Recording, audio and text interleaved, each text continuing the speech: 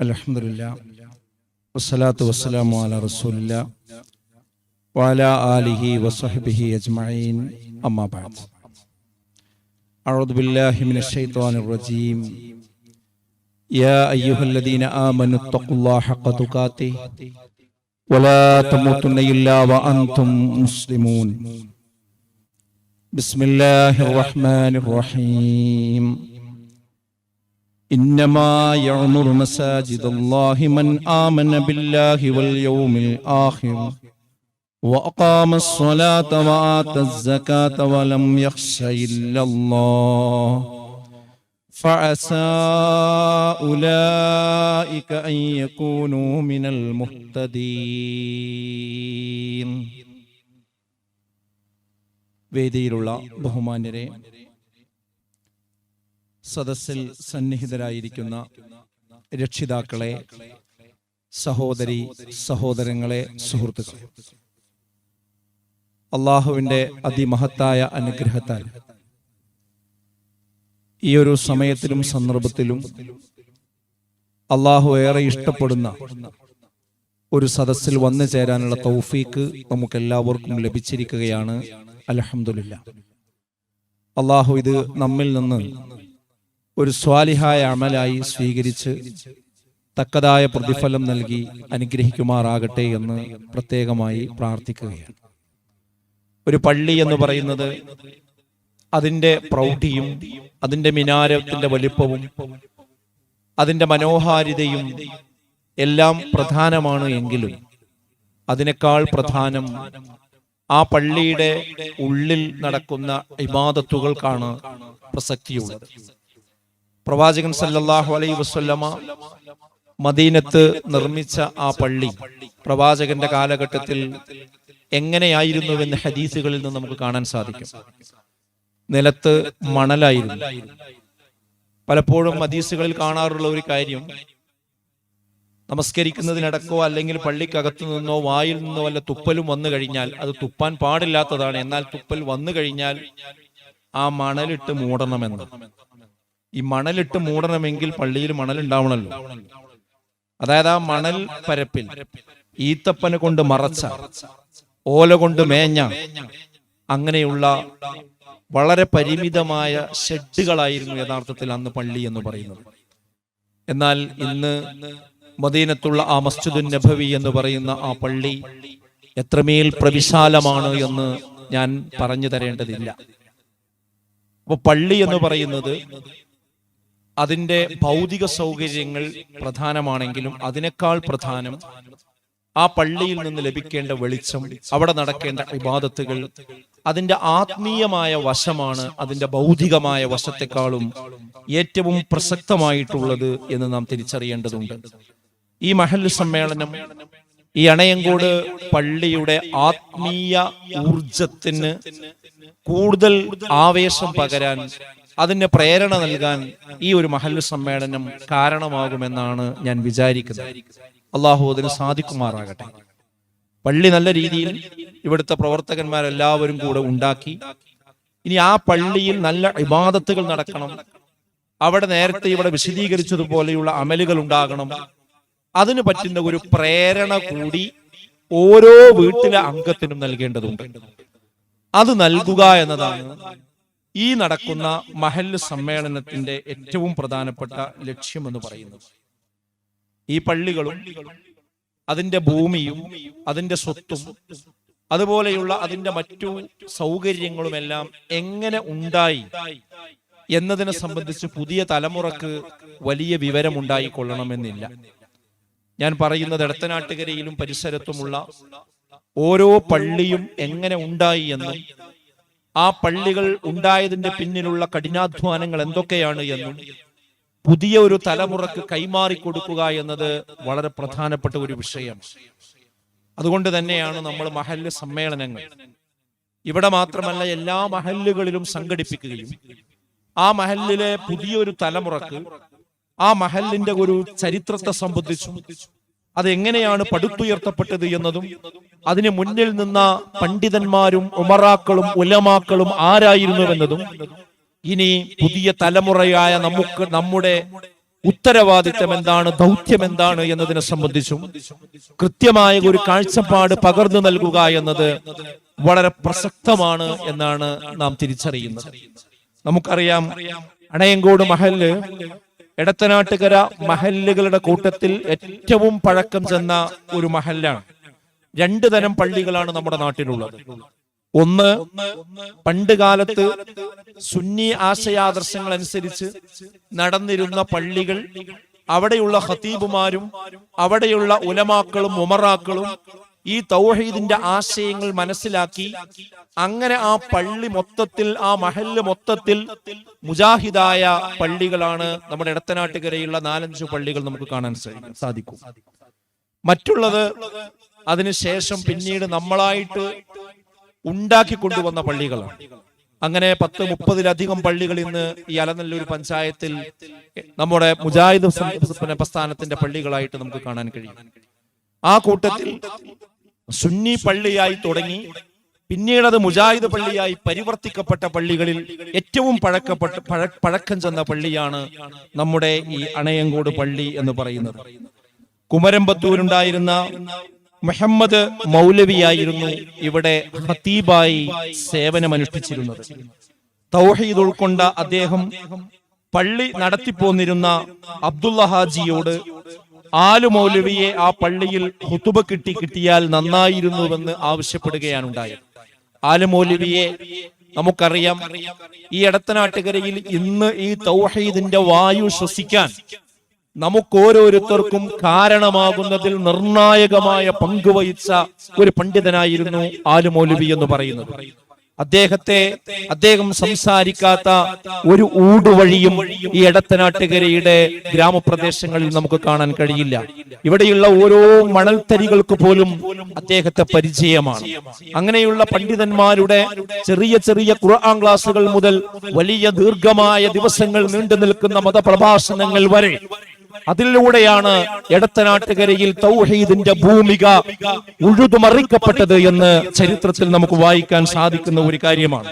അതുകൊണ്ട് തന്നെ അദ്ദേഹത്തെ പോലെയുള്ള പണ്ഡിതന്മാരുടെ, സെയ്ദ് മൗലവിയെ പോലെയുള്ള പണ്ഡിതന്മാരുടെ അതിശക്തമായ തൗഹീദി പ്രഭാഷണങ്ങൾ കൊണ്ട് എടത്തനാട്ടുകരയും പരിസര പ്രദേശങ്ങളും പുളകിതമാകുന്ന സന്ദർഭത്തിലാണ് ബഹുമാന്യനായ മുഹമ്മദ് മൗലവി ഈ അണയങ്കോട് പള്ളിയുടെ ഉത്തരവാദപ്പെട്ട അബ്ദുള്ള ഹാജിയോട് ആവശ്യപ്പെടുന്നത്, ആലു മൗലവിയെ നമ്മുടെ പള്ളിയിൽ ഒന്ന് കൊണ്ടുവന്ന് പ്രസംഗിപ്പിച്ചാൽ, ഇവിടെ ഒന്ന് ഖുതുബ പറയിപ്പിച്ചാൽ വളരെ നന്നായിരുന്നു എന്ന് ആവശ്യപ്പെടുകയാണ്.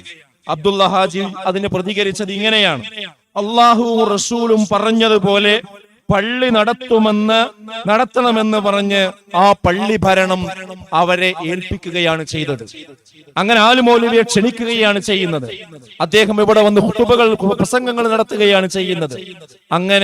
അങ്ങനെയുള്ള ഒരു ടീമിനെ ഇതിന്റെ ഭരണം ഏൽപ്പിച്ചു കൊടുക്കുകയും അങ്ങനെ ഇവിടെ അള്ളാഹു റസൂലും ഇഷ്ടപ്പെടുന്ന എന്താണോ വിശുദ്ധ ഖുർആനിൽ കൃത്യമായി പറഞ്ഞിട്ടുള്ളത് അതിലേക്ക് നമ്മൾ മടങ്ങി വരണമെന്ന ആ അദ്ദേഹത്തിന്റെ ആ വസിയ്യത്ത് നിർവഹിക്കുന്ന രീതിയിലാണ് പിന്നീട് ഇവിടെ നടന്ന ഖുതുബകൾ ഉണ്ടായത്. അങ്ങനെ ആലു മൗലവിയുടെ ഖുതുബ തുടങ്ങിയതോടുകൂടി തൗഹീദിന്റെ വെട്ടം ഈ അടയങ്കോട് പള്ളിയുടെ മെമ്പറിൽ പ്രകാശിതമാവുകയും അത് ജനങ്ങളിലേക്ക് എത്തുകയും അങ്ങനെ ആ ഖുതുബകളിലൂടെ, അഥവാ ഖുതുബ എന്ന് പറഞ്ഞാൽ നമുക്കറിയാം ആദ്യം അറബിയിലാണല്ലോ ഖുതുബ നടന്നിരുന്നത്.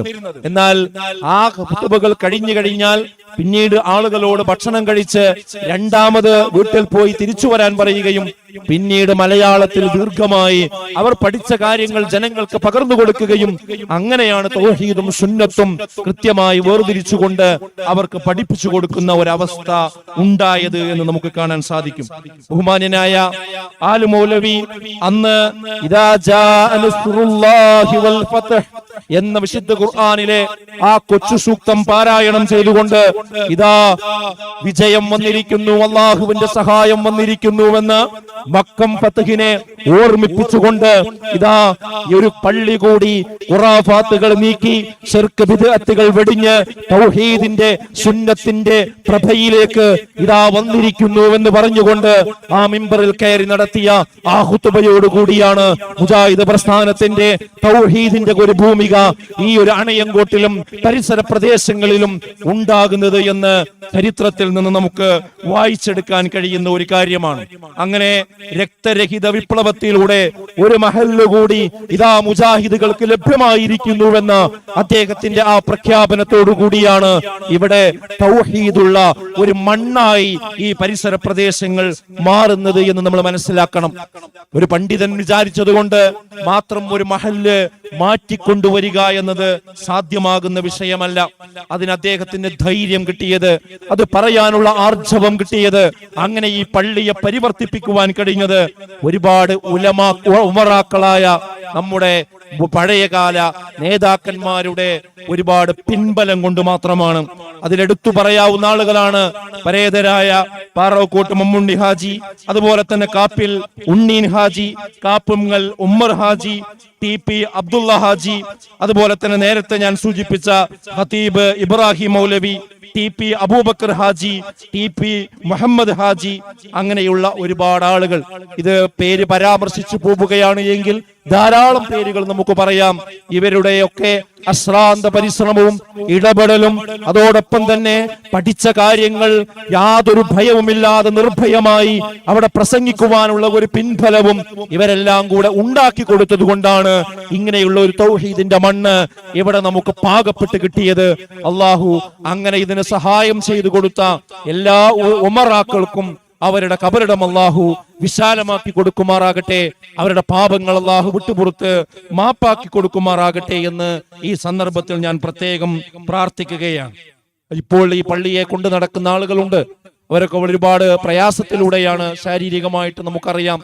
അതൊക്കെ മാറി അവർക്ക് കൂടുതൽ വെളിച്ചത്തോടുകൂടി മുന്നോട്ട് പോകുവാനും അവരുടെ പാപങ്ങളൊക്കെ പുറത്തു കൊടുക്കുമാറാകട്ടെ എന്നും ഈ സന്ദർഭത്തിൽ ഞാൻ പ്രത്യേകം പ്രാർത്ഥിക്കുകയാണ്. സഹോദരങ്ങളെ, ഇനി ഈ പള്ളി, ഇങ്ങനെയുള്ള ഒരു മഹല്ല് ഈ തൗഹീദ് അനുസരിച്ച് സുന്നത്തനുസരിച്ച് മുന്നോട്ട് കൊണ്ടുപോവുക എന്നത് നമ്മുടെ ഓരോരുത്തരുടെയും ബാധ്യതയാണ്. ഇവിടെയുള്ള അണയങ്കോടുള്ള ഓരോ കുട്ടിയുടെയും ഓരോ വീട്ടിലെ മെമ്പറുടെയും ഉത്തരവാദിത്തമാണ് എന്നാണ് എനിക്ക് ഓർമ്മപ്പെടുത്തുവാനുള്ളത്. അതിന് എല്ലാവരുടെയും ബാധ്യത നിർവഹിക്കുക എന്നത് വളരെ പ്രധാനമാണ്. ഒരു മഹല്ല് നന്നാവണമെങ്കിൽ ആ മഹല്ലിലെ ഓരോ കുടുംബവും നന്നായി കഴിഞ്ഞാൽ ആ മഹല്ല് നന്നായി. ഒരു മഹല്ലിൽ ഇപ്പോ 300-400 വീടുകളാണ് എങ്കിൽ മഹല്ല് നന്നാവുക എന്ന് പറഞ്ഞാൽ ആ 400 വീട് നന്നാവുക എന്നതാണ് അർത്ഥം. ആ 400 വീട്ടിൽ മാറ്റമുണ്ടായാൽ ആ മഹല്ലിൽ മാറ്റമുണ്ടായി. ആ 400 വീട്ടിൽ മാറ്റമുണ്ടാകണമെങ്കിൽ എന്ത് ചെയ്യണം? ഓരോ വീട്ടിലുമുള്ള ഉമ്മയും ഉപ്പയും അതുപോലെ തന്നെ അവരുടെ മക്കളും അടങ്ങുന്ന ഓരോ വ്യക്തിയിലും മാറ്റം വരുമ്പോഴാണ് ആ കുടുംബത്തിൽ മാറ്റം വരുന്നത്. ആ കുടുംബങ്ങളിൽ മാറ്റം വരുമ്പോഴാണ് മഹല്ലുകളിൽ മാറ്റമുണ്ടാകുന്നത്. ഓരോ മഹല്ലും മാറുമ്പോഴാണ് ഇടത്തനാട്ടുകര പ്രദേശങ്ങൾ നമ്മുടെ മുൻഗാമികൾ സ്വപ്നം കണ്ടതുപോലെയുള്ള ഒരു മാതൃകാ ഗ്രാമമായി നമുക്ക് പരിവർത്തിപ്പിച്ചെടുക്കുവാൻ കഴിയുക. അങ്ങനെയുള്ള ഗ്രാമങ്ങൾ ഉണ്ടാകുമ്പോഴാണ് നമ്മുടെ നാട്ടിൽ വലിയ മാറ്റങ്ങളിലേക്ക് കാഹളമൂതുക. ആ രീതിയിലേക്ക് നമുക്ക് മാറാൻ കഴിയണം. അതിനോരോ വ്യക്തിയുമാണ് ആ കാര്യം തീരുമാനിക്കേണ്ടത് എന്നാണ് എനിക്ക് ഈ സന്ദർഭത്തിൽ സൂചിപ്പിക്കുവാനുള്ളത്. വ്യക്തികളെ ബോധവൽക്കരിക്കാൻ തന്നെയാണ് ഈ മഹല്ല് സമ്മേളനം. നേരത്തെ ആരിസ് മൗലവിയോട് പറഞ്ഞു, അണയങ്കോട് മാത്രമല്ല നമ്മുടെ എല്ലാ മഹല്ലുകളിലും ഇതുപോലെ വിളിച്ചു ചേർത്ത് ഓരോ വീട്ടിലും കയറി ക്ഷണിച്ച് വിളിച്ചു ചേർത്ത് ആ ഒരു മഹല്ലിന്റെ പശ്ചാത്തലം മുന്നിൽ വെച്ചുകൊണ്ട് ഓരോരുത്തരെയും അത് പറഞ്ഞ് ബോധ്യപ്പെടുത്തി നമ്മൾ എന്തായിരുന്നുവെന്ന് ജാഹിലിയ്യത്ത് അറിയാത്തവന് ഇസ്ലാമിനെ മനസ്സിലാക്കാൻ കഴിയില്ല എന്ന് ഉമർ റളിയല്ലാഹു അൻഹു പറഞ്ഞത് നാം കൃത്യമായി ഓർക്കേണ്ടതുണ്ട്. എന്തായിരുന്നു എടത്തനാട്ടുകരയുടെ ഇന്നലകൾ എന്ന് അറിയുകയും അതെങ്ങനെയാണ് മാറി വന്നത് എന്ന് മനസ്സിലാക്കുകയും ചെയ്യുമ്പോൾ മാത്രമേ ഇനി ഏതു വഴിക്കാണ് നമ്മൾ മുന്നോട്ട് പോകേണ്ടത് എന്നതിനെ സംബന്ധിച്ചുള്ള ഒരു കൃത്യമായ വ്യക്തത നമ്മുടെ സമൂഹത്തിന് ഉണ്ടാവുകയുള്ളൂ എന്ന് നാം തിരിച്ചറിയേണ്ടതുണ്ട്. അതുകൊണ്ട് തന്നെ ഒരു വ്യക്തി മാറണമെങ്കിൽ ഏറ്റവും പ്രധാനം എന്ന് പറഞ്ഞാൽ മരണാനന്തര ജീവിതം ബോധ്യപ്പെടുക എന്നതാണ് വ്യക്തികളുടെ മാറ്റത്തിന്റെ പിന്നിലുള്ള ഏറ്റവും പ്രധാനപ്പെട്ട പ്രചോദനം. അത് ആരിസ് മൗലവി നേരത്തെ വളരെ കൃത്യമായി ഇവിടെ സൂചിപ്പിച്ചു. അതുകൊണ്ട് ആ ഭാഗത്തേക്ക് ഞാൻ പോകുന്നില്ല. അതായത് മനുഷ്യന്റെ മനസ്സ് മാറുക എന്ന് പറഞ്ഞാൽ അതിന് ഒരൊറ്റ ബോധം കൊണ്ടേ കഴിയൂ. അതെന്താ? ഈ ദുനിയാവ് എന്ന് പറഞ്ഞ പരീക്ഷണമാണ്. എനിക്ക് എല്ലാ കാലത്തും ഇവിടെ ജീവിക്കാൻ കഴിയില്ല. ഇത് ഞാനൊരു പരീക്ഷ എഴുതാൻ വന്നതാണ്. എന്റെ റിസൾട്ടും യഥാർത്ഥ ജീവിതവും കുല്ലു നഫ്സിൻ ദാഇഖത്തുൽ മൗത്ത്, വഇന്നമാ തുവഫൗന ഉജൂറക്കും യൗമൽ ഖിയാമ ഫമൻ സുഹ്സിയ അനിൻ നാർ വഉദ്ഖിലൽ ജന്ന ഫഖദ് ഫാസ് വമൽ ഹയാത്തുദ് ദുനിയ ഇല്ലാ മതാഉൽ ഗുറൂർ. വിശുദ്ധ ഖുർആൻ കൃത്യമായി ആ കാര്യം പറഞ്ഞു. എല്ലാ ആത്മാവും മരണത്തിന്റെ രുചി ആസ്വദിക്കും. നാളെ പരലോകത്ത് ആ നരകത്തിൽ നിന്ന് രക്ഷപ്പെടുകയും സ്വർഗത്തിൽ പ്രവേശിക്കപ്പെടുകയും ചെയ്തവരാരോ അവരാണ് യഥാർത്ഥത്തിൽ വിജയികൾ എന്നതാണ്. അപ്പൊ നമ്മള് ഈ ദുനിയാവിൽ ജീവിക്കാൻ വന്നവരല്ല, ഇവിടെ ഒരു പരീക്ഷണത്തിന് വിധേയമാകാൻ വന്നവരാണ്. നമുക്ക് ജീവിക്കാനുള്ളത് പരലോകത്താണ്. എല്ലാ കാലവും ജീവിക്കാനുള്ളത് അവിടെയാണ്. ഇവിടുത്തെ ജീവിതം എന്ന് പറഞ്ഞ സുഹൃത്തുക്കളെ ഇന്നല്ലെങ്കിൽ നാളെ അവസാനിക്കും. അത് വെറുതെ പറയല്ല. ഈ കഴിഞ്ഞ റമദാനിൽ തന്നെ എത്ര ആളുകളാണ് നമ്മുടെ കുടുംബത്തിലായിട്ടും അയൽപ്പക്കത്തായിട്ടും നമ്മുടെ അറിവിലായിട്ടും മരണപ്പെട്ടു പോയത്. നമ്മൾ തന്നെ റമദാനില് പല സ്ഥലത്തും മയ്യത്ത് സംസ്കരണത്തിൽ, നമസ്കാരത്തിൽ, ജനാസയിൽ പങ്കെടുക്കുകയുണ്ടായിട്ടില്ലേ? ഈ റമദാനിൽ തന്നെ പെരുന്നാളിന്റെ തലേന്ന് പോലും നമ്മുടെ കാരയിലെ നമ്മുടെ റഷീദ് മാഷെ ഉമ്മ മരണപ്പെട്ടത് ആ സമയത്താണ്. മാസം കണ്ടു എന്ന് പറഞ്ഞ് തക്ബീർ ചൊല്ലിക്കൊണ്ടിരിക്കുന്ന സമയത്താണ് ഒരു സുഹൃത്ത് വന്ന് പറഞ്ഞത്, നമ്മുടെ റഷീദ് മാഷ ഉമ്മ മരിച്ചിട്ടുണ്ട് പെട്ടെന്ന്. നമ്മൾ ആലോചിച്ചു, പെരുന്നാളിന്റെ ദിവസം അന്ന് രാത്രി തന്നെ എടുത്തു. അതുപോലെ തന്നെ നമ്മുടെ ചേരിപ്പറമ്പ് മഹല്ലിൽ അടിക്കടി 2 മരണമുണ്ടായി അല്ലേ? അതിലൊരു മരണം വളരെ പെട്ടെന്നാണ്. അങ്ങനെ ഓരോ സ്ഥലങ്ങളിലും നമ്മൾ എടുത്ത് പരിശോധിച്ചേക്കണം. നമ്മുടെ ദാറുൽ ഖുർആന്റെ തൊട്ടടുത്ത് താമസിക്കുന്ന ഹംസ സാഹിബ് ഈ റമദാനിലാണ് നമ്മളെ വിട്ടുപിരിഞ്ഞു പോയത്. ഇവരൊക്കെ വിചാരിച്ചിരുന്നത് അവർക്ക് റമദാൻ 30 നോമ്പ് നോൽക്കാൻ കഴിയുമെന്നാണ്. അവർക്കും പെരുന്നാളിന് ഈദ്ഗാഹുകളിൽ എത്താൻ സാധിക്കുമെന്നാണ്. പക്ഷെ അതിന് അള്ളാഹു അവസരം നൽകിയില്ല. അവരെ സമയമായി അവരെ കൊണ്ടുപോയി. ഇതുപോലെ നാളെ അല്ലെങ്കിൽ മറ്റന്നാൾ നമ്മളെയും നമ്മുടെ സമയവും അള്ളാഹു ഒരുക്കി വെച്ചിട്ടുണ്ട്. അത് സംഭവിക്കുമ്പോൾ സാധാരണ നമ്മൾ അലാറം വെക്കുമ്പോൾ 5 മണിക്ക് അലാറം അടിച്ചു വെച്ചാൽ ആ 5 മണിയിലേക്ക് ആ സൂചി വന്ന് നിൽക്കുന്നതോടുകൂടി അലാറത്തിന്റെ ബെല്ല് വരും. ഇതുപോലെ നമുക്കൊരു അലാറം അള്ളാഹു വെച്ചിട്ടുണ്ട്. 4-ാം മാസത്തിൽ നമ്മുടെ മാതാവിന്റെ ഗർഭപാത്രത്തിൽ നമുക്ക് റൂഹ് ഊതുന്ന സമയത്ത് തന്നെ ഈ ദുനിയാവിൽ നിന്ന് നമ്മൾ എപ്പോൾ തിരിച്ചു പോകണം എന്നതുകൂടി, വിദേശത്തേക്കൊക്കെ പോകുമ്പോൾ, വിസിറ്റിംഗ് വിസക്കൊക്കെ പോകുമ്പോൾ ഉള്ളൊരു നിയമമാണ്. എന്താ അറിയോ? റിട്ടേൺ ടിക്കറ്റ് കൂടി പോകുന്ന സമയത്ത് കാണിച്ചു കൊടുക്കണം. എയർപോർട്ടിൽ ഇങ്ങോട്ടുള്ള ടിക്കറ്റ് കൂടി കാണിച്ചു കൊടുക്കണം, എപ്പോഴാണ് അവിടുന്ന് ഇങ്ങോട്ട് തിരിച്ചു പോരുക. അതേപോലെയാണ് നമ്മൾ ഈ ദുനിയാവുക്ക് വന്നിക്കുന്നത്. നമ്മൾ തിരിച്ചു പോകുന്ന സമയം നമുക്കറിയില്ല എന്ന് മാത്രമേ ഉള്ളൂ. അത് പടച്ചോന്റെ അടുത്ത് കൃത്യമാണ്. അത് ആ സമയത്താണ് സംഭവിക്കും. അത് അമേരിക്കയിൽ വെച്ചാണ് നമ്മൾ മരിക്കാൻ തീരുമാനിച്ചിട്ടുള്ളതെങ്കിൽ അമേരിക്കയിൽ എത്താനൊരു മാർഗം അള്ളൻ ഉണ്ടാക്കും, ഒരു കാരണം ഉണ്ടാക്കും. അവിടെ പോയി മരിക്കും, സംശയിക്കൊന്നും വേണ്ട. ആ മരണത്തോടു കൂടി ഇത് അവസാനിക്കല്ല, തുടങ്ങുകയാണ് എന്നുള്ളൊരു ബോധം നമുക്ക് ഉണ്ടായാൽ നമ്മുടെ ജീവിതം അടിമുടി മാറാൻ പിന്നെ എവിടേക്കും നമ്മൾ പോകേണ്ടതില്ല. അതുകൊണ്ട് ഈ അണയങ്കോട് മഹലിലുള്ള ഓരോ കുടുംബത്തിൽപ്പെട്ട വ്യക്തിയോടും എനിക്ക് പറയാനുള്ളത്, ഇതൊരു മാതൃകാ മഹല്ലാക്കി മാറ്റണം. അതിന് വേറെ ആളുകൾ അങ്ങനെ കുറ്റം പറയല്ല. നമ്മളാരും ആദ്യം നമ്മൾ നോക്കുക. എൻ്റെ അടുത്ത് എന്ത് തകരാറുള്ളത് ഞാൻ എന്നെ വിലയിരുത്തുക, നിങ്ങൾ ഓരോരുത്തരും വിലയിരുത്തുക. ഓരോ കുടുംബവും അവനവന്റെ കുടുംബത്തെ വിലയിരുത്തുക. എന്നിട്ട് അതിലുള്ള തകരാറുകൾ തിരുത്തുക. അത് എന്നിട്ട് എന്ത് വേണം? ചില കാര്യങ്ങൾ ഒരിക്കലും നമ്മുടെ മഹല്ലിൽ ഇന്ന ദുശ്ശീലങ്ങൾ ഉണ്ടാവില്ല എന്ന് പ്രഖ്യാപിക്കുവാൻ ഓരോ വീട്ടുകാർക്കും കഴിയണം. അതിലേറ്റവും പ്രധാനമാണ് ശിർക്ക് ബിദ്അത്തുകൾ. നമ്മൾ മുജാഹിദ് മസ്ജിദാണിത്, മുജാഹിദ് മഹല്ലാണിത്. എന്തിനാ നാട്ടിൽ കുറെ പള്ളികൾ? ഏതെങ്കിലും ഒരു പള്ളി മതി എന്നുണ്ടെങ്കിൽ നമ്മളെ പള്ളി മുജാഹിദ് പള്ളിയായിട്ട് നിൽക്കണ്ട, അങ്ങനെ സാധാരണ പള്ളിയായാൽ മതി. പക്ഷേ മുജാഹിദ് പള്ളിയായി നിൽക്കുന്നതിന്റെ ഏറ്റവും അടിയാധാരം എന്ന് പറയുന്നത് തൗഹീദാണ്. ഇതിന്റെ ഏറ്റവും പ്രധാനം. അള്ളാഹുവിനോട് മാത്രമേ ഞാൻ വിളിച്ചു പ്രാർത്ഥിക്കുകയുള്ളൂ. അത് ഏത് നിർണായക ഘട്ടത്തിലും, അത് മലയുടെ മുകളിലാണെങ്കിലും, കടലിലാണെങ്കിലും, പുഴയിലാണെങ്കിലും, വിദേശത്താണെങ്കിലും, സ്വദേശത്താണെങ്കിലും, ഏത് സന്ദർഭത്തിലാണെങ്കിലും അള്ളാഹുവേ കാക്കണേ എന്നല്ലാതെ ഞാൻ മറ്റൊരാളെയും വിളിച്ചു പ്രാർത്ഥിക്കുകയില്ല എന്ന് പ്രഖ്യാപിക്കുന്നവന്റെ പേരാണ് മുജാഹിദ് എന്ന് പറയുന്നത്. അവന്റെ കൈത്തണ്ടയിൽ ഒരിക്കലും മേലസ് ഉണ്ടാവുകയില്ല, അവന്റെ അരയിൽ ഒരിക്കലും ഐക്കൽ ഉണ്ടാവുകയില്ല. അവനൊരിക്കലും മന്ത്രവാദങ്ങളിലേക്ക് അവൻ കടന്നു പോവുകയില്ല.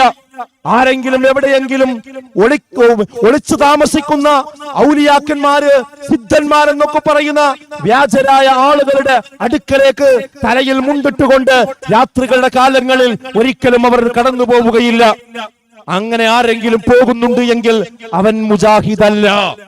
അപ്പൊ ഒന്നാമത് നമ്മൾ തീരുമാനിക്കേണ്ടത്, നമ്മുടെ വീട്ടിൽ ആർക്ക് അസുഖം വന്നാലും ആർക്ക് പ്രയാസം വന്നാലും അള്ളാഹിനോട് മാത്രമേ പ്രാർത്ഥിക്കുകയുള്ളൂ. അള്ളാഹു അല്ലാത്തവരോട് പ്രാർത്ഥിക്കുകയില്ല.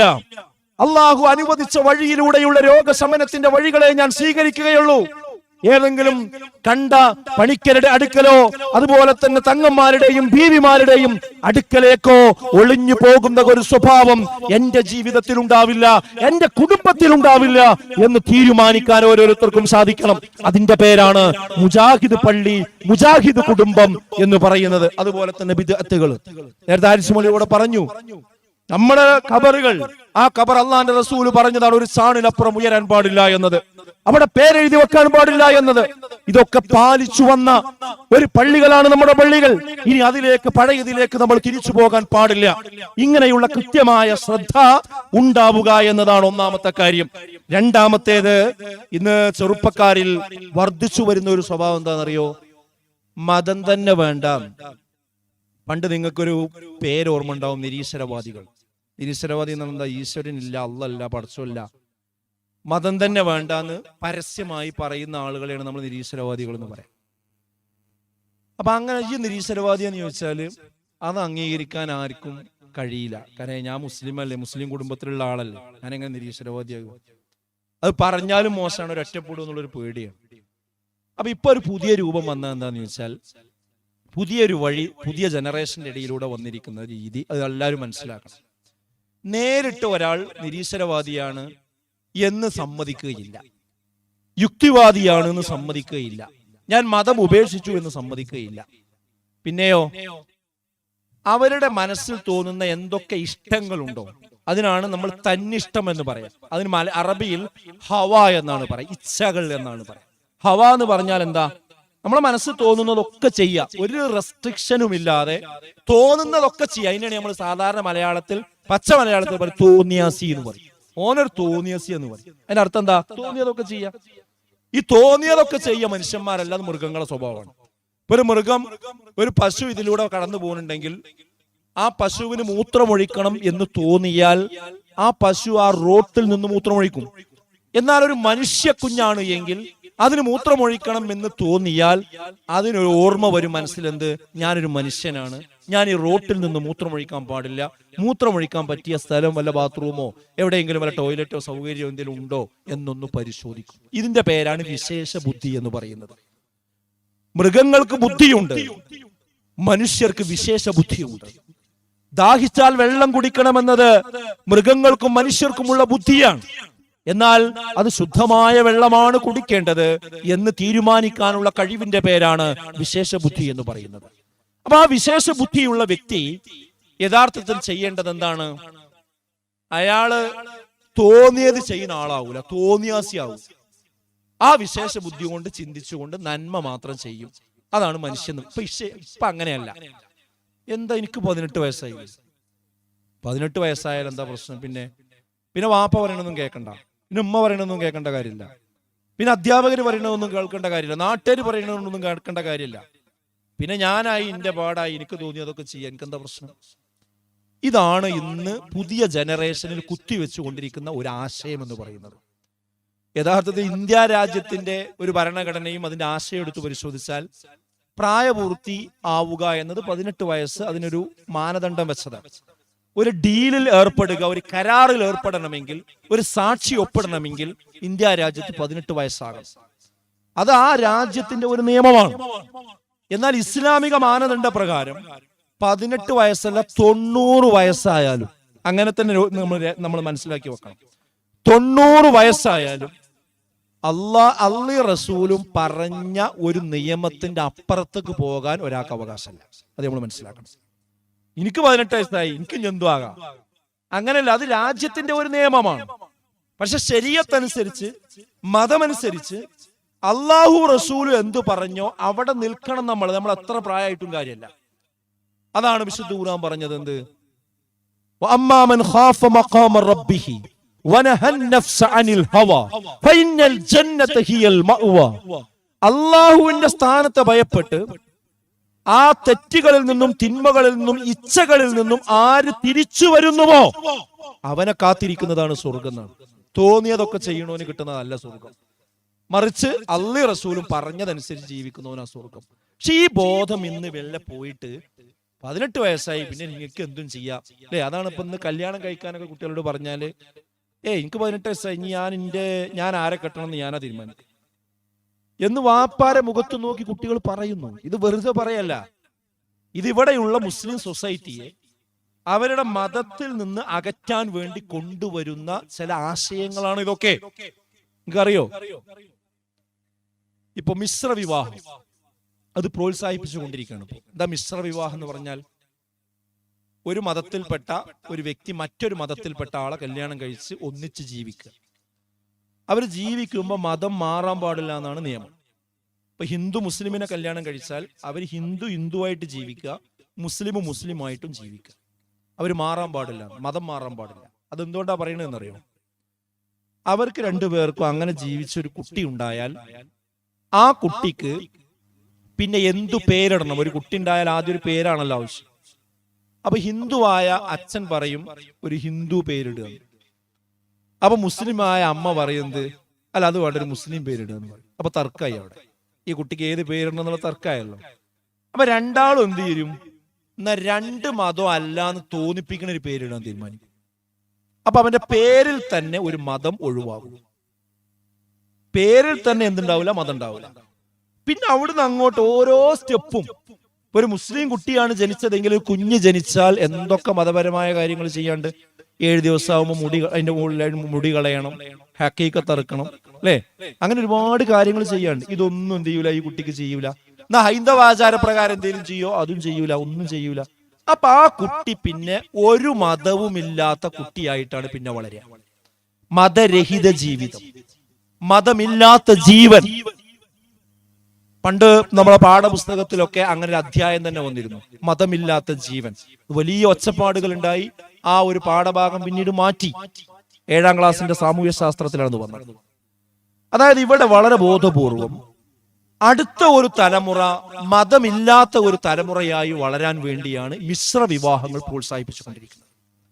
അതല്ല, അവർ വിവാഹം കഴിഞ്ഞ ശേഷം ഒന്നുകിൽ അവർ ഹിന്ദുവായി, രണ്ടാൾ ഹിന്ദുവായി, അല്ലെങ്കിൽ രണ്ടാൾ മുസ്ലിമായി. അങ്ങനെ ആയിക്കഴിഞ്ഞാൽ പിന്നെ അവർക്കുണ്ടാകുന്ന കുട്ടികളും ആ മതത്തിലുള്ളവരെ ഉണ്ടാവുള്ളൂ. അത് സംഭവിക്കാതിരിക്കാനാണ് മിശ്ര വിവാഹം നടക്കണം എന്ന് പറയുന്നത്. നിങ്ങൾ ആലോചിച്ച് നോക്ക്. ഇതൊരു ചെറിയ എക്സാമ്പിളാണ് ഞാൻ പറഞ്ഞു.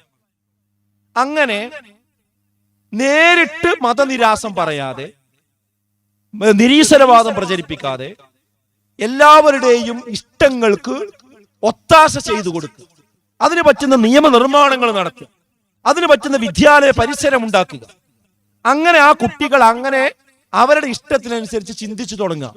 അവരുടെ ഡ്രസ്സ്, ഇപ്പൊ പെൺകുട്ടികളുടെ ഡ്രസ്സ് നോക്കൂ നിങ്ങൾ. പണ്ട് കിഴക്കൻ ഏഷ്യൻ രാജ്യങ്ങളിലാണ് നമ്മൾ കണ്ടിരുന്നത്.